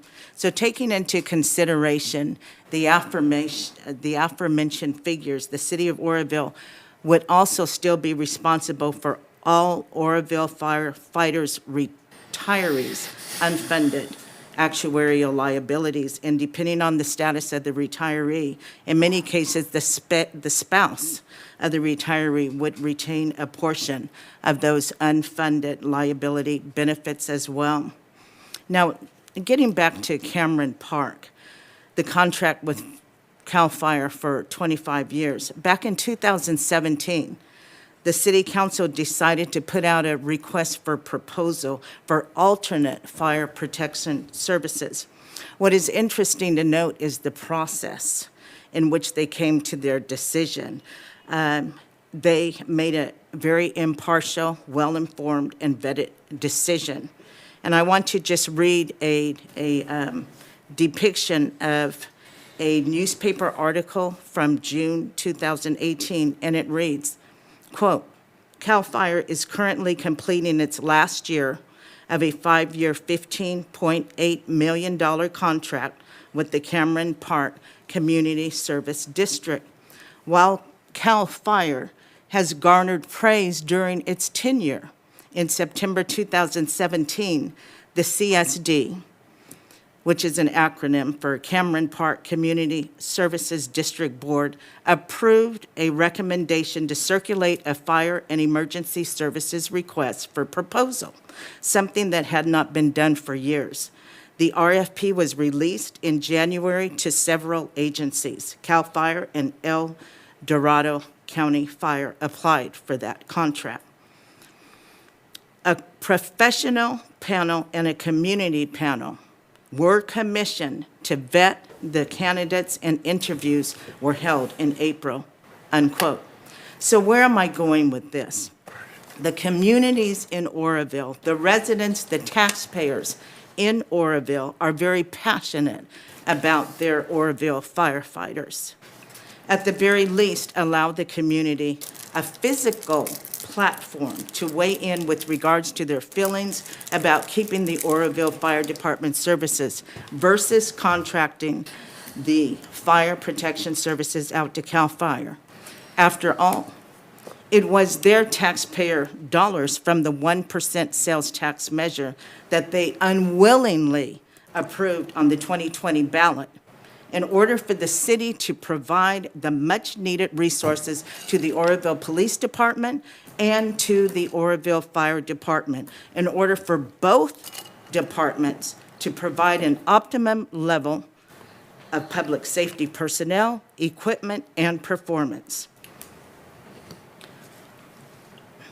Allow the people, allow their voices to be heard to where they can come before the council with COVID-safe distancing guidelines in place, one by one, whether it be in these council chambers or whether it be at a larger venue, perhaps Oroville Southside Community Center, where their voices, their concerns, and their questions can be heard and addressed one individual at a time during a regular or a special city council meeting. I believe that we owe the citizens that amount of courtesy and consideration. Lastly, I went on one more fact-finding mission in regards to a comment that was made at the special meeting last week. It was mentioned that if the city was to approve CAL FIRE services, that the Oroville firefighters would still be able to drive their Escalades and not downsize to a Prius. Now, that comment it really did, it piqued my curiosity. And why is that? It's because I drive a Prius. So I did some digging, and my fact-finding mission gave me this end result. To date, there are no firefighters in Oroville who operate, own, or drive an Escalade vehicle. Thank you. I'm a little confused by your statement about unwillingly they voted for Measure U. Yes. What does that mean? Well, what that means is back in 2015, there was the Measure R that came up for the same amount, a 1% sales tax measure. And the people were very adamant. They weighed in very strongly and said, we don't trust the current council. We didn't trust previous councils to do the right thing by this money. We want these monies to go for public safety. And this is why Councilman Hatley had advocated, and he said, listen, people, if you do not put in for a 2/3 majority, you may not get what you are anticipating. But we had boots on the ground, and we talked to the people, the businesses, our neighbors, our community, and they said, if you can guarantee us that the monies will go for public safety, because they saw that the city was under a $1.8 million deficit. and that our public service departments, our public works, we were operating at a minimum at a skeletal crew. They saw the dire financial straits that we were in, and they voted it in. So they unwillingly voted for that 1% because we told them we would provide optimum levels of public safety for their community. I'm sorry, I'm still a little confused. I didn't think the money was going to anything else but public safety. So, Councilmember Hatley? Yes, thank you. First of all, thank you for the presentation, quite informing. A couple of questions that I have on this is that Oroville is certainly not Paradise or Berry Creek or any of those where wildland fires are going to burn the city to the ground. Now, I have absolutely nothing bad to say about CAL FIRE. Believe me, I do not. But they were protecting Paradise and it burned down. I don't care what fire department you have. I don't care if it was Oroville or who it is. You're not going to beat Mother Nature when Mother Nature wants to win. That's just the bottom line. So with that being said, here in Oroville, we don't really have the same geographics that's going to sweep through this city like they did in these other places. And with that, some of the areas that, like in Lemon Hill, that the city annexed several years ago, if that's about as close as you're going to get to a lot of brush and trees and things around.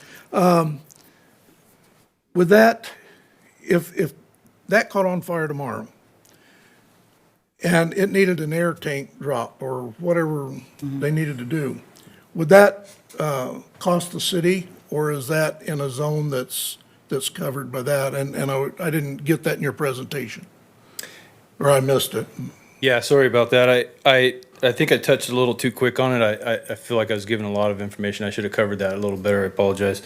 I believe that's covered under the MTZ agreement that we have with the county. It's a mutual threat zone, and anything within the MTZ, which kind of falls in that section of town, the rolling hills, light flashy fuel, oak trees, houses are spread out a little bit more. But most importantly, it's an adjoining jurisdiction between the city of Oroville and the county, and anything that's threatening in that area would be an MTZ response. Essentially, the city of Oroville would send a full response, and CAL FIRE would send a full response as well.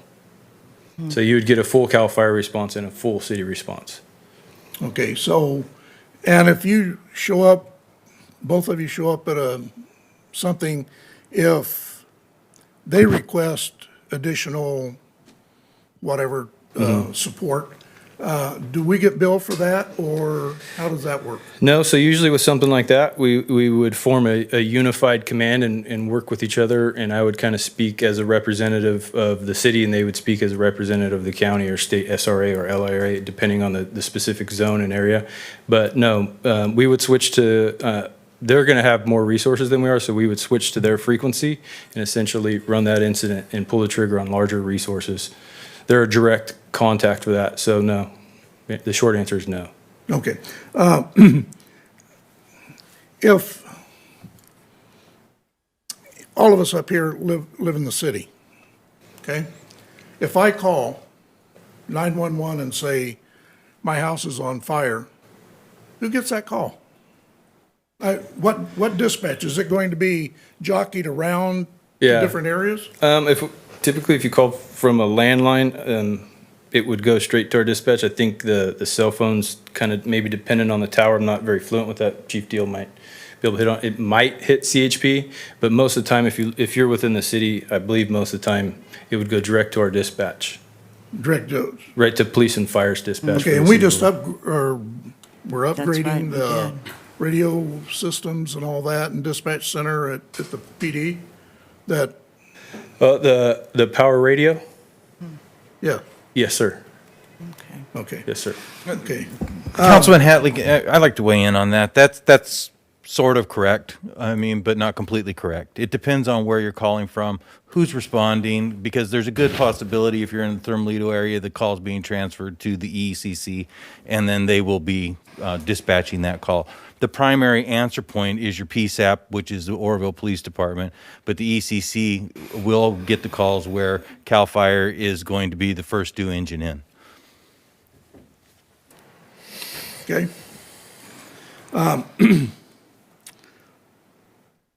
Okay, you answered my questions there. And on the response time, I always find that when I heard it that, we're not responding, Oroville Fire isn't responding as fast as it would if we had CAL FIRE. But if we're all running, if we're doing apples for apples, I don't care what color uniform you're wearing or what it says on the sleeve. If you're rolling out of this station right here, it doesn't matter whether you're CAL FIRE or you're Oroville City Fire. The response time is going to be the same. You're going to have to deal with traffic, time of day, roadway conditions. A lot of things are going to influence that. So to say that they're going to be able to, I mean, that truck's not going to go any faster than it does right now, no matter who's sitting behind the wheel. So I just wanted to put that out there because response times can be, I mean, that's an easy thing to say. Well, I can be there in 5 minutes, sort of like name that tune. Well, maybe you can, maybe you can't. It just depends on what you run into in between point A and point B. So the response time, I've never seen an issue or heard of an issue in many years in this city where that was a difference, okay? So with that, and that's, right now, with annexation of Thermalito, I mean, I don't know why we're talking about it if we can't, if we're being told we can't cover El Medeo. What are we going to do with another 6,000 people out there? So that doesn't make a lot of sense to me, but nonetheless, you covered it in your presentation of another station and more personnel, and I get that. And that's exactly what it would need. So with those things addressed, the other thing, and that's all I had for you as far as questions there. Thanks, sir. But when we're talking about the continued costs and that, here's my problem. Decisions will be made in Sacramento. Everything is made in Sacramento. They will have our input, but we were told the final decision will land with them. It doesn't matter, we can say we don't want it, but that's too bad. If they make that decision, they make it. And I've heard Councilman Pittman in that very seat he's sitting in more than 100 times say, Sacramento gives us mandates without funding. And so if they go through and they give raises or benefits or whatever, and it exceeds what this contract says, they're going to come back to us and say, hey, you're going to have to pony up a little more money because this is what's happened. And we had absolutely no say in it. So I just want to make sure that everybody knows that. And I like the idea that we have a meeting where the people, I don't care if we put the temperature thing out here and test everybody and one at a time, let them come in and stand at the speaker and at that podium and talk to us so they can look at us and see what we're saying and we can look at them. And that's what's important. This community deserves that. I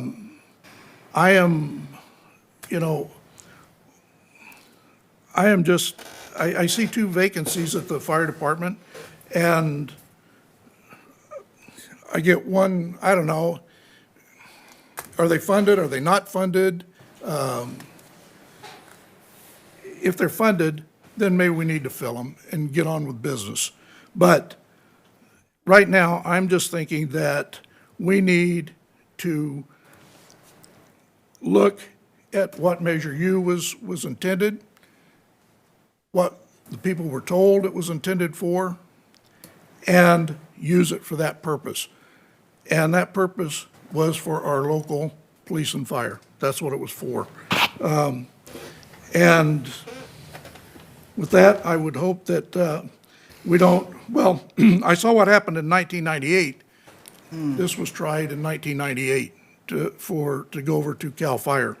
And the people of this community went in an uproar. And they did. And it did not go anywhere. And if they're afforded the same opportunity, then I think it's probably going to be the same this time, because I think the people of this community are not going to be behind this transfer over to CAL FIRE. And my last thing, and I would like this from our attorney, I'm kind of wondering how in the world we can get rid of a whole department with only a majority rather than a supermajority, when it takes a supermajority to get rid of a department head. And here we're just going to dump a whole department. To me, I just have an issue with that. Yeah, certainly, Councilmember Hatley, and I can try to address that. The basis for, as you put it, a supermajority or a 5/7 vote for the hiring or firing of department heads is one that comes out of the city charter, and there is not a similar restriction on the elimination of positions or contracting out for services. From a policy standpoint, we could certainly have a discussion about, is it a good thing to do that or not? But and your point is well taken. There currently is not a prohibition on releasing employees or contracting out for in this instance for public safety services. Okay. And to use an analogy, it's similar to if you had to have a budget reduction and you needed to reduce staffing. It's a similar requirement to have a majority vote to do that as to which positions you'd have to reduce here and there. And also in the charter, though, it says we'll have a fire chief. And I heard the explanation of that. The council would be afforded input on that. But at the end of the day, it sat with a man right out there in the white shirt. He said it was his choice of who would be the fire chief, not us.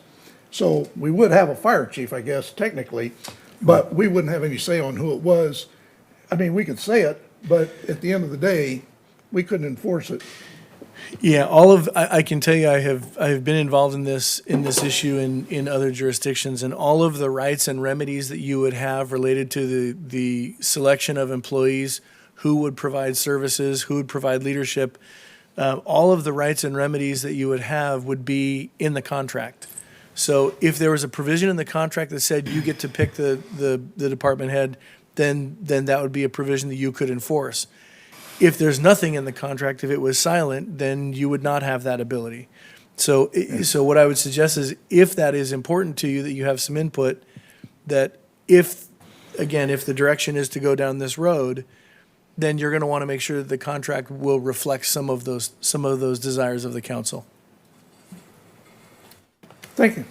That's all I have.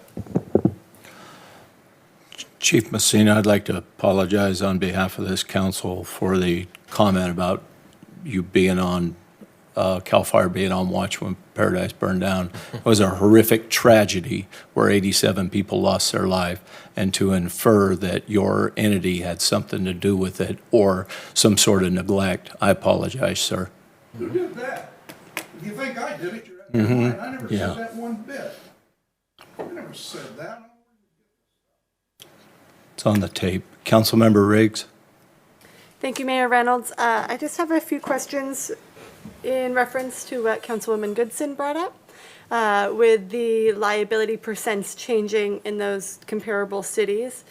And I'd just like some clarification from Administrator LeGrone. That liability change is related based on the percent change, right? Not based on the whole liability that is due to PERS, right? So, I'm not sure exactly what information Councilperson Goodson was looking at or referring to, because I haven't had an opportunity to look at that. But how your PERS liabilities change is each year PERS anticipates a X amount of return on their investment. When they don't reach that return on their investment, your unfunded liability with PERS increases. So that increases your unfunded liability with them. So, but I'm not really, like I say, I just haven't seen that. I just really can't speak to that. okay. And then my other question was, we've spoken a lot about Measure U and whether or not Measure U this is appropriate use, switching to CAL FIRE potentially. So my question was, has the Oversight Committee been able to review the proposal with switching to CAL FIRE? Or, and if so, have they had any feedback on that, since the Oversight Committee is charged with ensuring that it's used the way that we've promised it?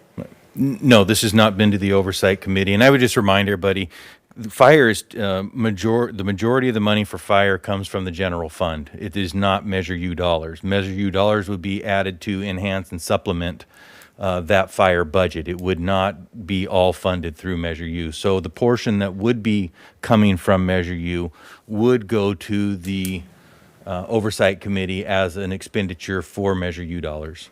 Okay, thank you. And then I would also like to echo what Council Member Smith said regarding the need for a comparative analysis, being able to look at these two proposals in a comparative capacity would be beneficial.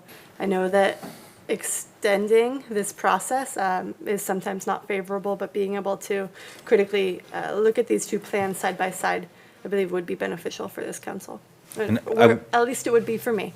And I would be happy to prepare that for the council and bring it back on the 16th. However, in order to do that, I have to have a specific plan from Oroville Fire, not essentially a smorgasbord where the council picks and chooses what they want. I think it's inappropriate for the council to pick and choose what they want. They're not fire professionals. That belongs with our fire professionals to tell us what we need. So I need a very specific plan of what is going to happen, how it's going to happen, and then we can get into a comparative analysis and we can actually get into what the numbers are. I mean, there are some issues with the numbers. I appreciate what the fire personnel did, but there are some issues with the numbers. Great. Well, in my perspective, if we were to look at an immediate comparison analysis, I think it would be prudent to include phase 1 and possibly phase 2. Okay, I have to get, like I said, I'm going to have to get a copy of the PowerPoint because it's different than the plan that was presented that I had. Thank you. Councilmember Smith. Yeah, just to point out again the value of relationships. I mean, the relationship that our city has with CAL FIRE is absolutely essential. And the love that I think that our community is displaying here tonight for our local fire department is huge. And that relationship needs to be, I think, strengthened, whatever happens out of this process. And I am so thankful that we're having this frank discussion that needs to happen. And again, going back, I think, to Councilwoman Riggs' comment, yeah, phase 1, phase 2, I think are very apropos in the development of a quality plan that we can really look at. But just again, the value and why I think that this relationship is so essential, and it's something that in the fire business you're well aware of. But just from an experiential standpoint, I think about the urban wildland fires that we've experienced. My family fled for their lives over in Lakeport. We here in Oroville, in our city, I think we had mandatory evacuations 3 times for the city. Both the Bear Fire of the North Complex, the Grand Fire, which thank goodness for the goats, right? That probably helped with the reduction of some of those the fuel load. And then we had the Potter's Fire. And so right here, our city is under great threat during the fire season. And to have qualified, well-oiled, amazing relationships where there's good coordination. I mean, I think moving forward, this is so absolutely vital to all of our lives, literally. I think that this is a critical threat to our community that absolutely has to be addressed. And so I'm grateful in seeing that we have issues as a council that we need to harden, we need to address, we need to empower our local firefighters, all of the jurisdictions, to coordinate better, and we need to appropriately fund those things. So just from, if nothing else comes out of this but that, I think that we've done a great service to our community. And again, I think that we need to invite and allow our community to voice their concerns. We need to hear from all sides. And I think from the very beginning, I know there's some concerns raised about the special meeting, but frankly, I was pretty confident that this would be the process, and not talking to all the other council members, but I would just have the sense that we all know that we have to walk this out. We have to hear from our constituents, and that process was going to happen. And so that's just an important part of this. But I don't think this is a waste of time. I don't think this is a waste of time of CAL FIRE's efforts. And I know a lot has been put into this, regardless of wherever we go, because there's stuff that's got to get fixed. And we all live in a very fire-prone area. And man, oh man, we have our work cut out for us. So I think our community greatly appreciates and loves the firefighters and all that they do, the great sacrifice. I mean, nothing of this conversation takes away not one iota from that. But as a council, we have to be responsible. We have to make sure that we're justly serving our community and looking at all facets. That's our job. And sometimes it's difficult. Sometimes people don't agree. Sometimes it makes people angry. But we have to dissect and move through that process and listen to all the information and make an informed decision. And I think we're just in the beginning of that process. Right here. I don't see it ending tonight. I'm not prepared to make any decision. It's like more input, to borrow from a little movie, right? Input, Stephanie, input.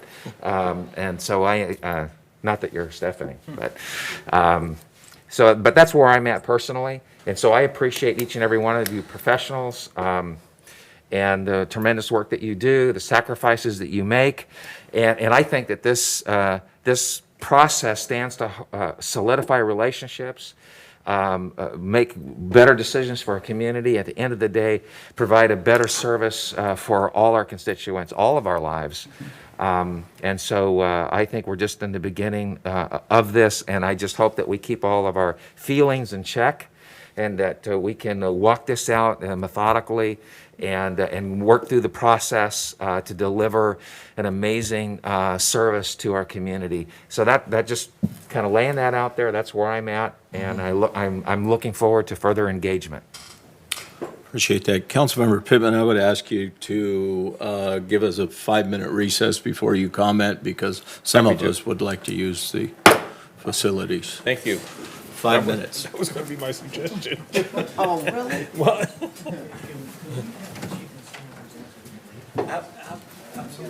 Oh, sorry, Hatley. Thanks. I would like to stand up.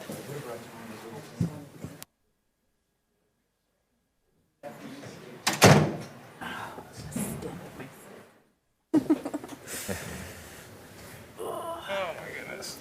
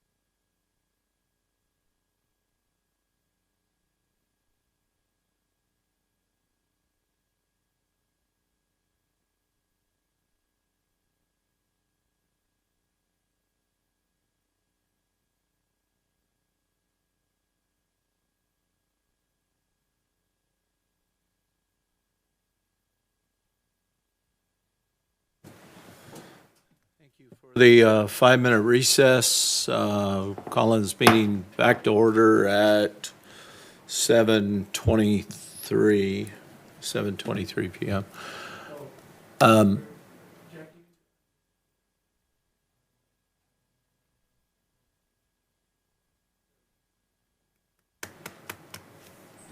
We're getting in a lot of comments and roundhouse. Chief Messina, you had a 5-minute recap. Are you good or?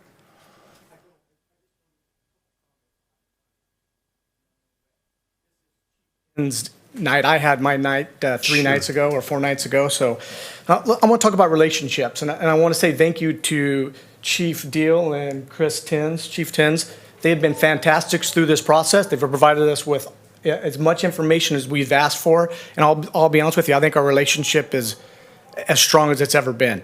I'm going to say thank you to Local 2404. They've kept it clean. A lot of times when these things come out, they can get very controversial, and you can't fault anyone for saying it just doesn't fit for me. And they kept it clean. And I will tell you, tonight was the first night that I saw it get as low as it got by a comment from a council member that I find repulsive and insinuating that 85 people died because CAL FIRE had the contract from Paradise. I find that embarrassing and repulsive. But with that, we're going to turn some positive into this. I want to briefly talk about commitment.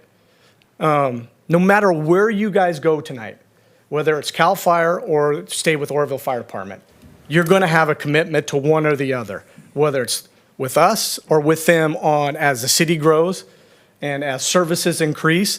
And you're right, there is an auto aid agreement right now that we follow, but it needs to be reciprocal. And as Thermalito may come into play, that reciprocal nature starts to get super lopsided. And at the end of the day, we both will admit we want to have the closest engine go to the emergency, and that's what we'll stand by. But there'll be a time when we no longer can provide that service for free. And that's just about as brass tacks as it gets. I, as a fire chief, have to say I can no longer afford a fire station to support 100% of a city's operation. Now, as we combine and we become one fire department, it's a lot easier because now I have access to everything, and that reciprocal nature becomes more balanced because I have control over it. As far as for auto aid and billing, Councilman Hadley had some good questions. I can tell you right now, after 24 hours, everything that we provide to the city becomes assistance by hire. For example, on the Grand and Highway 70 incident, I have a bill for $48,000 sitting on my desk for the Oroville City because of the service that we provided to you after the initial response and suppression. I'm not going to submit that bill. I have that leisure as the fire chief, not Sacramento, me, because I am the unit chief of this unit, and it's a decentralized operation. My boss gives me the latitude of you could submit the bill, or if you feel there's a good enough relationship, we'll eat the bill. And in that case, we ate the bill. I'm not saying that that'll always be there, but we always take that in consideration. So when the comments were made about Sacramento makes the decision, they don't, because if they did, you'd have a $48,000 bill on your desk right now.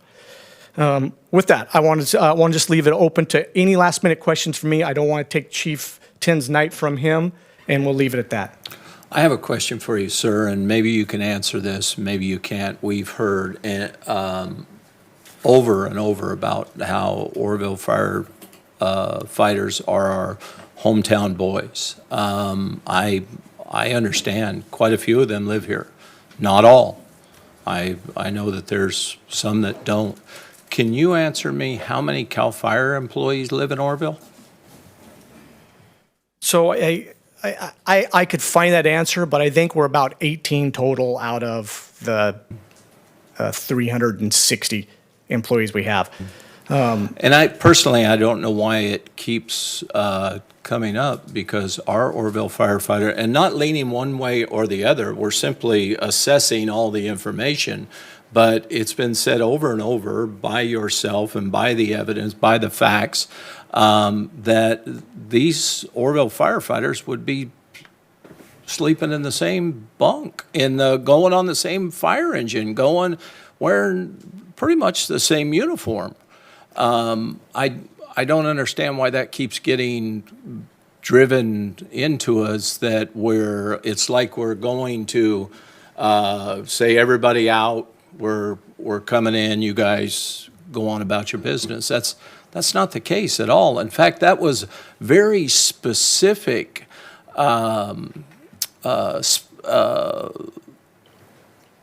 stipulations that when we asked for the proposal, that's what we insisted on.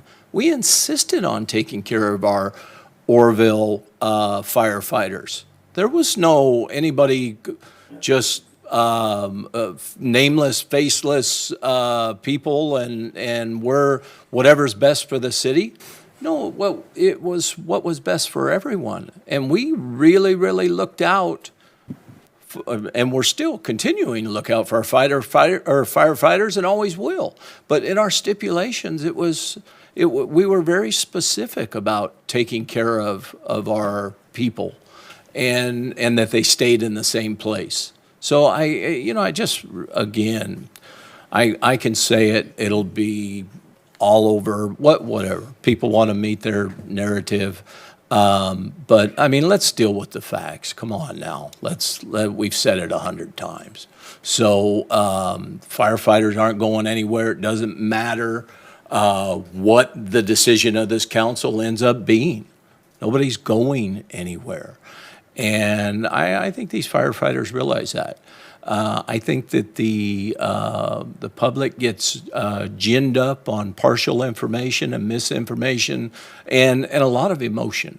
A lot of emotion. I understand. Hey, firefighters are heart and soul, right along with police. But we made, in the request for the proposal, the stipulations were very clear, and it was the negotiation or the presentation of the proposal from CAL FIRE would have ended immediately if our firefighters would have been cast to the side or pay was cut or rank or anything else. And I just want people to know that we're not, no, it's not us and them. It's not you guys against them. I mean, you guys are for them. They're for you. We're all for you. We're all for San Francisco firefighters, LA firefighters. Everybody is for the firefighters. All of them. Not some of them. Not this badge is no shinier than that badge. So please understand that we have your best interests at heart, and we have looked out for you. Just in the request of the proposal, it was stipulated very strongly that our firefighters would be taken care of, that they wouldn't lose anything that they've worked for. So please understand that. There's no drawing a line. We're not on opposite sides. We're all for you. We're all for them. We're all for you. So please understand that. And I think that goes for everyone on this council. So, did anyone else have any questions for? No. So in recap of your answer to me, sir, we have 18 positions of firefighters. About 16 are active right now. 18 are funded. Out of those 16, 12, 15, I don't know, how many live in Oroville? Just because this point keeps being brought up, it doesn't matter really to me, because I know that working here is important. It's not really an address. But your answer, sir, was you think that you have about 18 employees from CAL FIRE. The So urban area of Oroville also, not just within the city. Exactly, because a lot of our, I know where a lot of the firefighters live, and they don't live in the city limits either, but they do live in the Oroville area.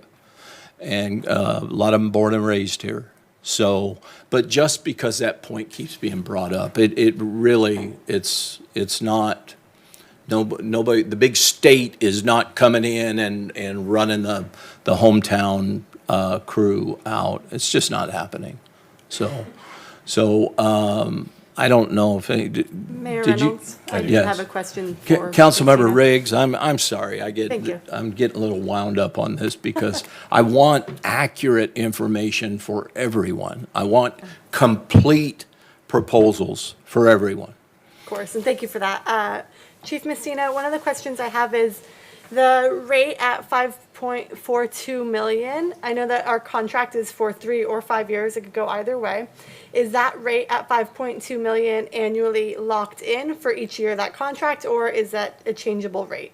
That's at the current rate right now. Okay. And then if we were to move forward, as we get closer, we would run a new rate. And just like Chief Tins said, rates fluctuate, the employee costs fluctuate. So every year we come up with an employee cost. Typically, if we enter in a 5-year agreement, we'll put a percentage escalator to capture those costs. But then again, we still bill actual costs. So even though the budget may go up, the billing may stay down because sometimes the state's a little slow to get their benefit rate and employee compensation rate out annually. Okay, so we would possibly have the potential to limit what that rate could inflate to through the duration of the contract. Yes, and there are, doesn't happen a lot, and you guys know this in government, costs rarely go down, but this year we had a significant drop in the benefit rate, and our costs for total compensation employees went down about 10%.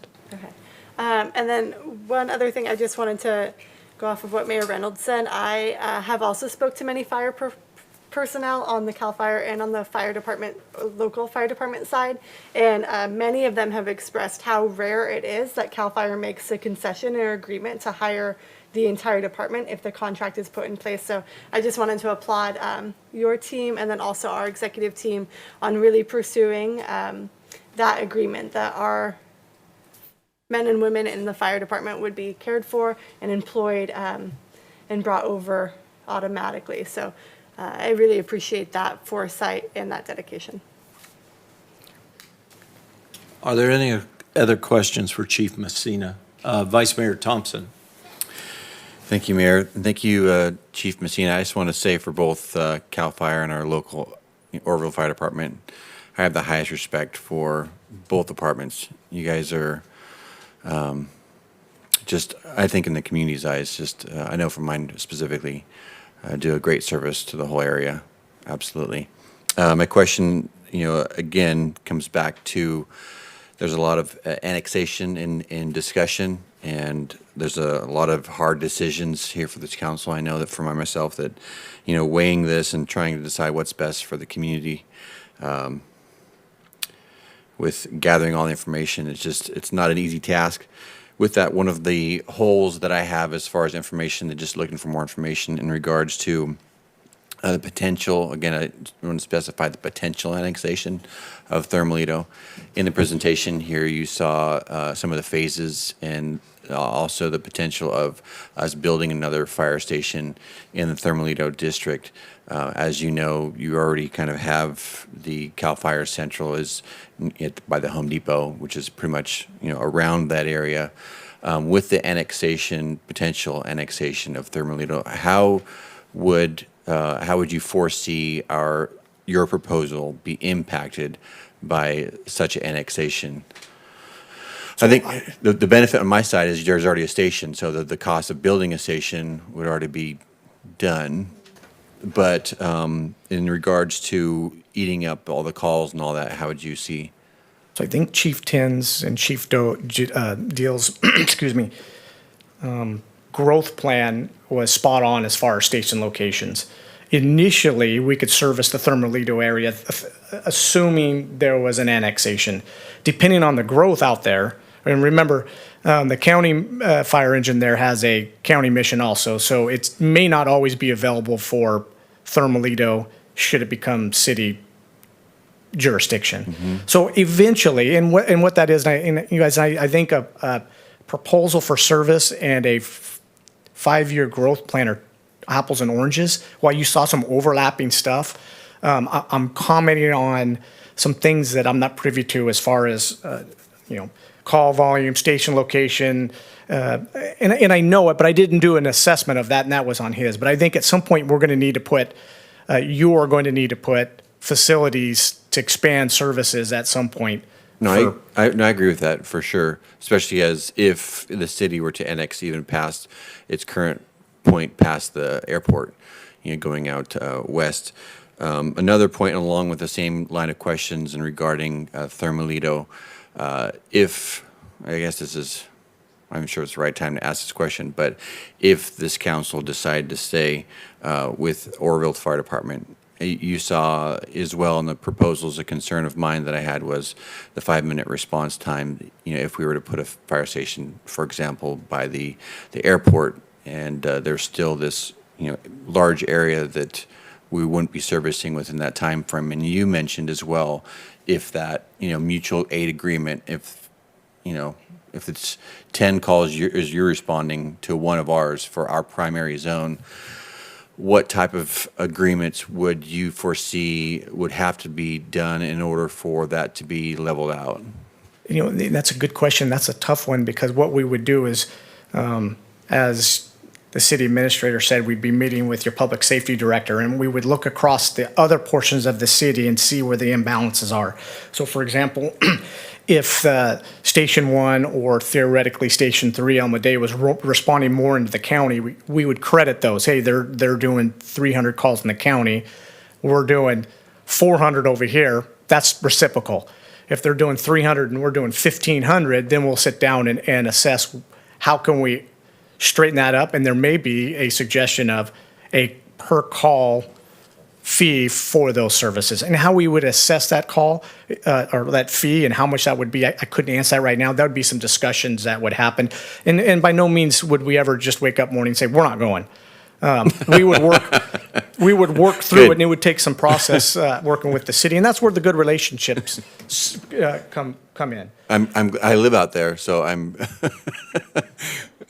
so I'm glad you're coming, or somebody's coming to help.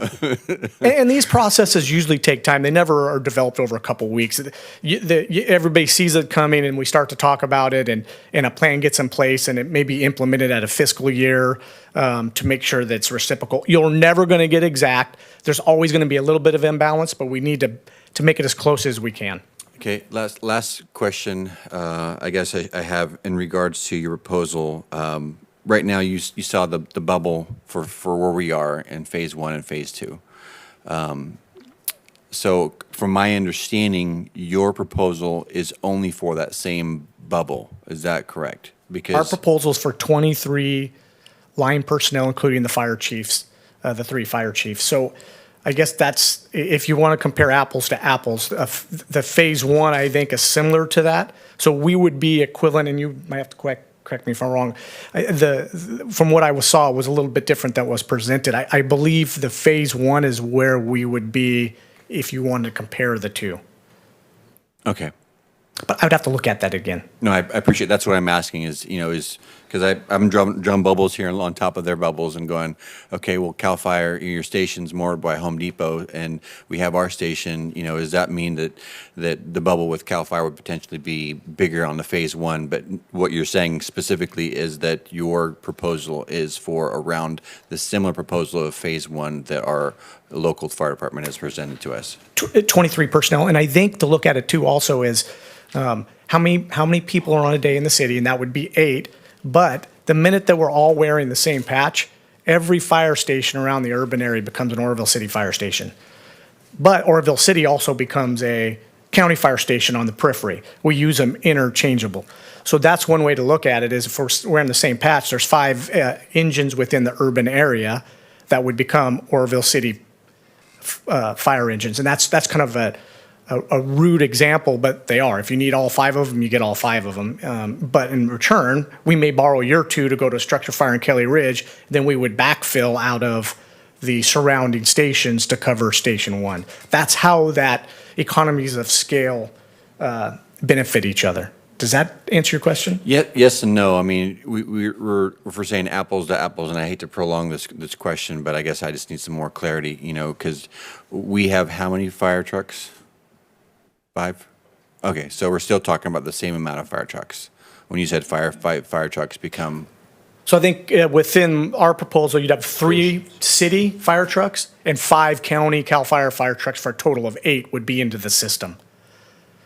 At the cost of 3. And Vice Mayor, I believe what the chief is saying, we do not have 5 staffed fire trucks every single day. We have 2. I mean, so I believe what the chief is saying is that we would still have the 2 that we're staffing here, or the 3 counting the potential of the El Medeo engine, plus what would be available through county resource. So again, just to clarify, and I hope I'm not beating a dead horse here, but what you're saying is the contract is including 2, or what we're paying for is 2. 3. 3, okay. 3. What we're getting is 8.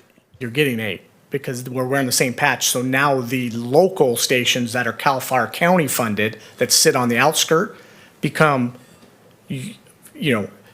So in my drawing here with the map, then the bubble technically becomes larger. Yes. Yeah.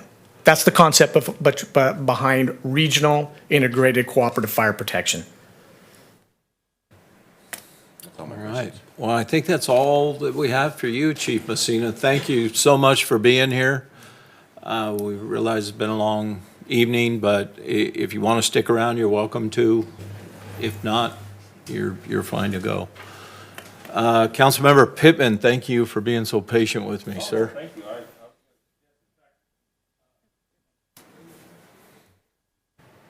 Hi. Actually, Chief Messina, I want to compliment again you and your staff. You folks are definitely an asset to your agency, and clearly the package is well done and well prepared. And I appreciate your example given. That's even more building on the partnership that we've had for a long time, and I would hope to continue whatever path we go down here. I do see the only costs that we're talking about in this contract are not yours. Those are coming from Sacramento in that administrative fee, and that's the one concern I have. And you folks had nothing to do with that. That's not your wheellock. That's down in Sacramento. So I completely understand it. And I appreciate the numbers and the discussion. I don't think I've spent so much time on a fire budget in about 30 years since I've retired. So I appreciate that discussion. Looking at Chief Tenz's discussion, a couple things came to mind that are focusing on the fire insurance and the community that we have. The insurance issues are becoming huge. I'm one of the fire policy got canceled on my house or non-renewed, and so are my neighbors. And so somehow or another, we're going to have a little more, well, you're over here too, have some kind of discussion where the fire department can help reduce that process that's going on with the insurance companies. We don't have control over them, but we might be able to have more boots on the ground and people providing home inspections to residents so that their insurance underwriters will have some level of comfort, because I frankly don't know someone that hasn't been canceled. I've had 3 properties canceled fire insurance wise, and none of them had a problem or never ever been in that rate. That's just causing a problem. So I think the fire industry is going to have to address that somehow or another, if not in the short term, in the long term future. How do we move forward and how do we go down this path? At this point, as I know in local government, I think that the fire department and the city staff have probably gone almost as far as they can and develop a plan. It might need, and my suggestion is, a subcommittee of the council to work with the fire department to focus in on maybe the first phase or second phase, and then bring it back to council and to go through the tremendous amount of details, because we're here for hours just talking over broad spectrum things. And generally when we have that, the subcommittee of the council would be something to go to work together with staff and all crunch all the numbers and then bring it back. That would be my suggestion, recommendation. I would also say that I'm not offering myself to volunteer on that, because obviously from my experience, I would be a biased person, member of that subcommittee. So I would look for some volunteers in the city council to sit down and have a series of meetings to gel whatever is going on, and maybe look at, we've got a lot of information here, and it needs to be disseminated into some kind of a working plan. The other question I had Does the county fire have a growth plan in place, or is it just a description of standards of cover? They haven't adopted anything. Okay. It came to me as I was just talking about it, and I wasn't sure. If there's a growth plan over here in ours, I would want them to merge. I wouldn't want them to be separate, so, thank you. Councilmember. That's my suggestion. Apologize. Councilmember Goodson?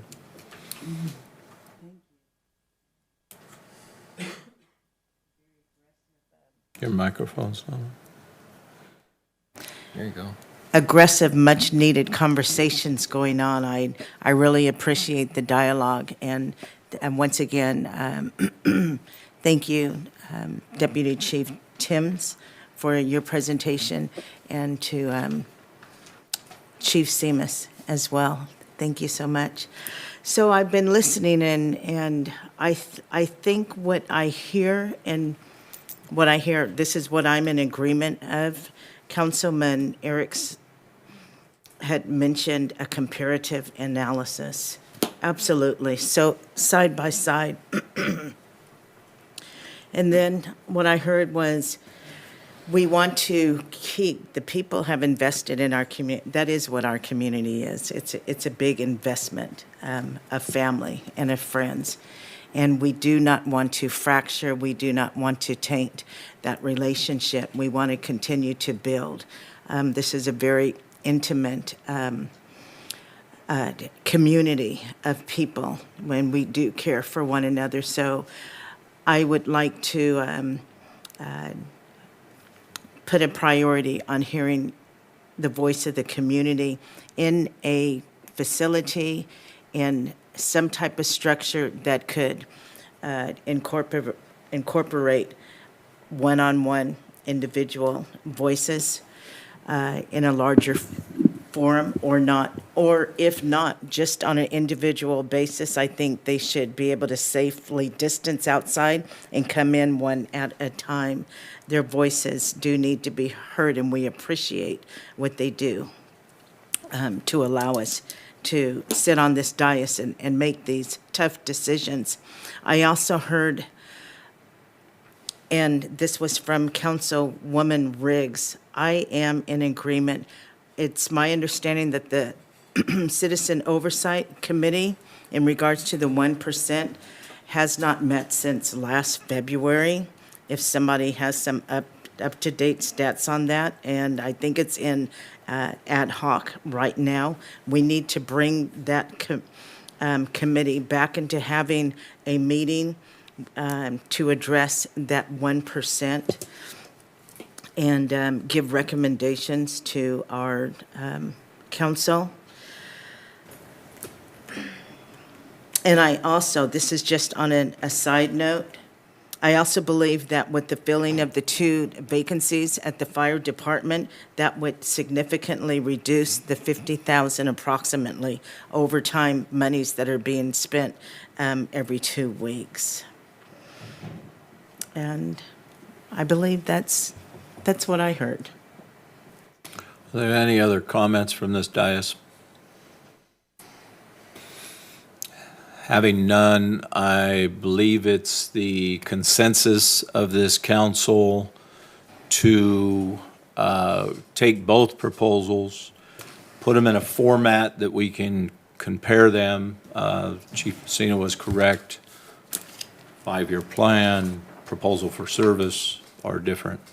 But we can get our staff to put them together where we can compare them, so us layman's minus Chief Pittman can understand the language, and we can make a decision based on that. So I would direct staff to prepare both proposals in language that council can understand, and we shall re-agendize this item for February 16th.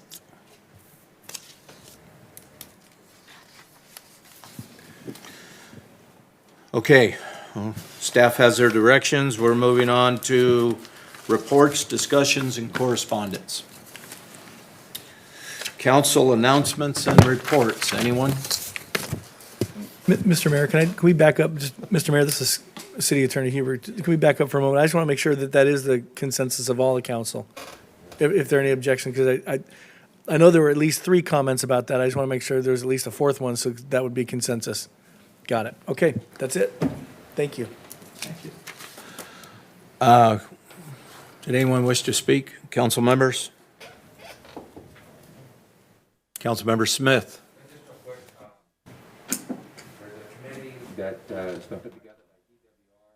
Microphone is not on, sir. I'll try to make this quick.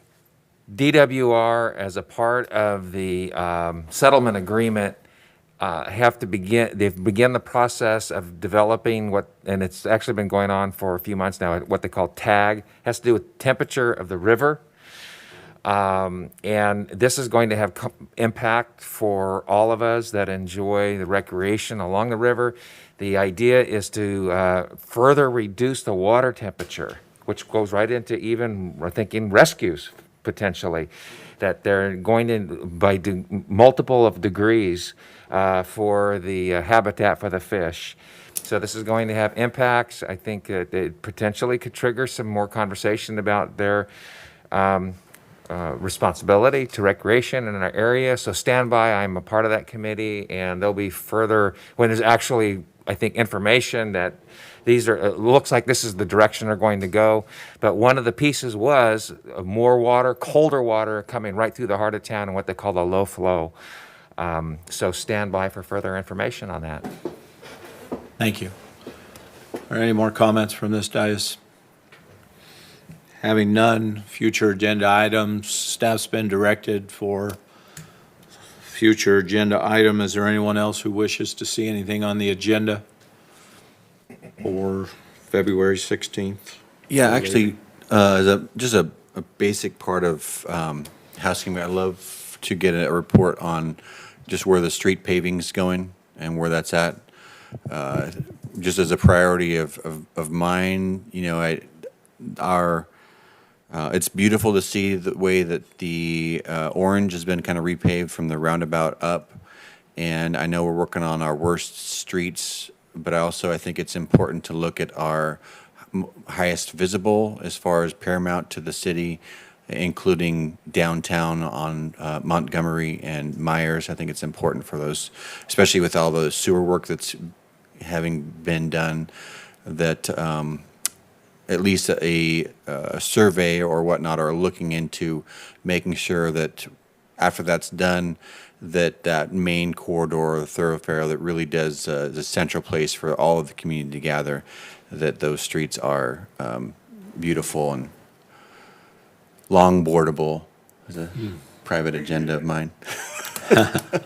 Vice Mayor Thompson, I can comment a little bit on that. There's a map available with Public Works Department for all the areas that are scheduled to be paved and the budget for that, the annual budget that covers that. A lot of people don't realize, excluding yourself, sir, but the sewer lines need to be replaced in this city. So some of them are 30 feet deep.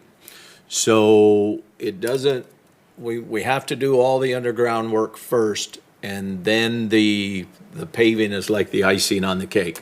We don't want to get done and go, hey, we got to cut into that brand new asphalt, because I think we've all been annoyed by brand new asphalt where 6 months later you're going cuckoo, cuckoo. Absolutely. You know, so anyway. We dodged a bullet at actually our church. We did the parking lot, but about a month or two before we did it, there was a leak of an old pipe that sprung up in the old parking lot, and we had to dig up a ton of it. And so we were just Like galvanized, yeah. Yeah, old galvanized that had a rock that was embedded in it. So we missed that because it could have happened after we did the parking lot. Absolutely, and through your wisdom and expert planning of the city, sir, Right. you have absolutely insisted on all of the sewer lines and water lines being repaired before any of the cosmetic work, and I commend you for that. Thank you, sir. Yeah, I'm very smart. Anyone else? Okay, administration reports, Mr. LaGrone. Mr. Mayor, if I could just please step backwards for a moment. I was just thanking Chief Messina and helping them get out the building. Direction from the last item. What was the direction given, or can I propose a direction of what I'm hearing and what I believe you're telling me to do?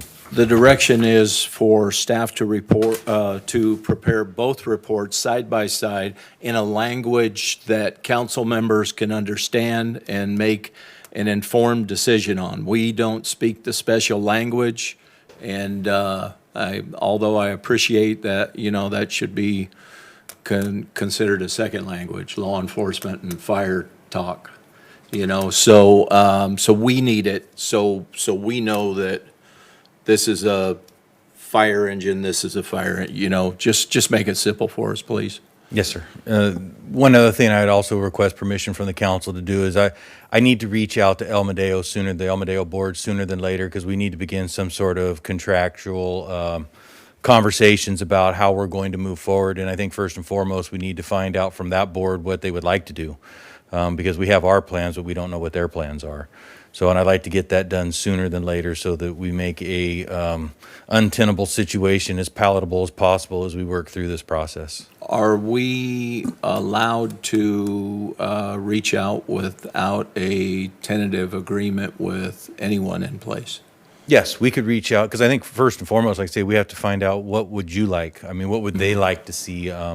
What would be their input? What are they willing to do? I mean, because it's nice to have our theories and thoughts, but if the board were to hypothetically just say, hey, no, we're just going to hang tight, we're not going to do anything, we can't force them to do anything. So I'd like to just reach out to them, meet with them, and find out, at least be able to report back to you what they would like to see, what their intentions are. And I appreciate that. I would love to move in that direction of providing protection for that area of town. I know that we're already covered, but we need to be specifically covered for that area, and I appreciate that. So if it's the consensus of this council to move forward with our city administrator contacting the Board of El Medeo to start the talk of what that looks like, whatever decision this council makes, that we can move forward with starting a conversation with them. I'm for it. Do I have? Yeah. Okay, I will reach out with them, and I'll try to set that meeting prior to the next council meeting so I can report back to you what their input is on the directions that we're headed. Thank you. Tom Lando. Just very quickly, because I think it's relevant. We have quite a few major proposals or developments are proposed, but the folks on Wilbur Road who came to us before, Scott Tandy, the Tandys, are still interested in developing a residential subdivision off Wilbur Road, which certainly would affect the previous conversation. We're also talking to folks who are interested in Gateway, and another one is a very large solar field, which is planned and seems serious. Thank you. Tom, before you step back, one of the things with the Tandys on Wilbur Road might be useful to discussion is the prior development that was with, I believe, Yes. as an example. Absolutely. Okay. Yes. Good. Thank you. And it all depends on the municipal service review and the annexations we've talked about, so. Ruth? Dawn with a W?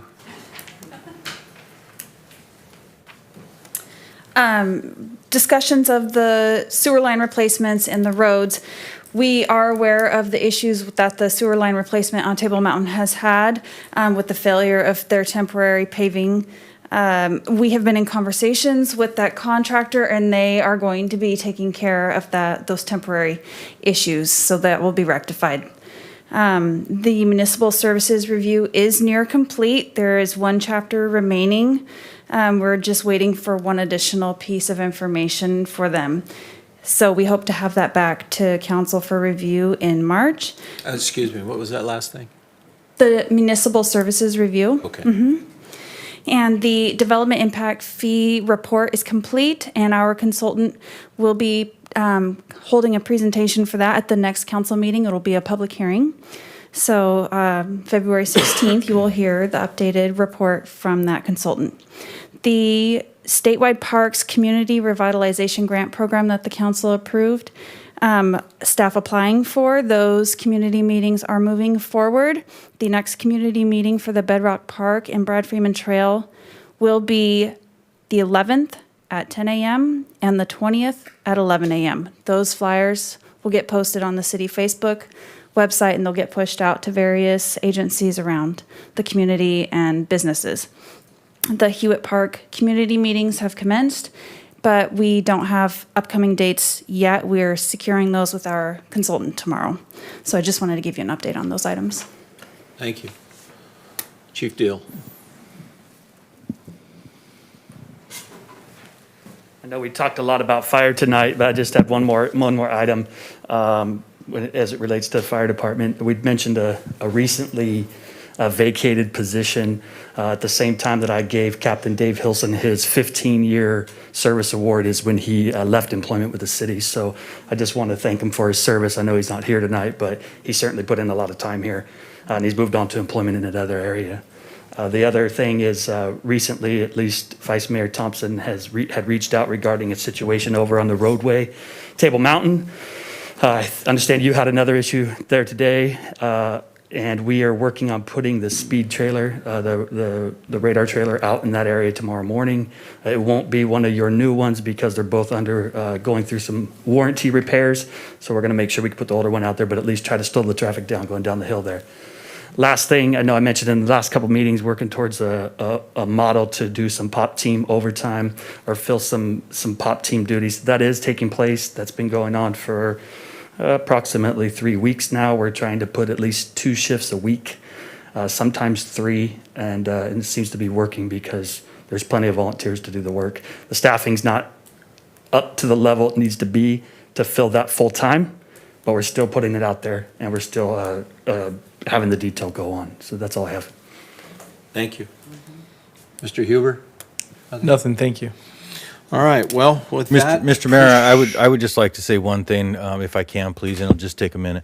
I just want to thank the council for taking on such a very difficult issue for this community. It's never easy. It's a difficult decision to make. I really, from sitting over here and watching and listening to the engagement of the council, the questions you've asked great questions. You gave great examples. You've really been engaged in, I know this is a thankless job, but I really believe that you're doing the heavy lifting and the hard work now. And I just want to thank you for that. Thank you. Meeting adjourned. Next meeting.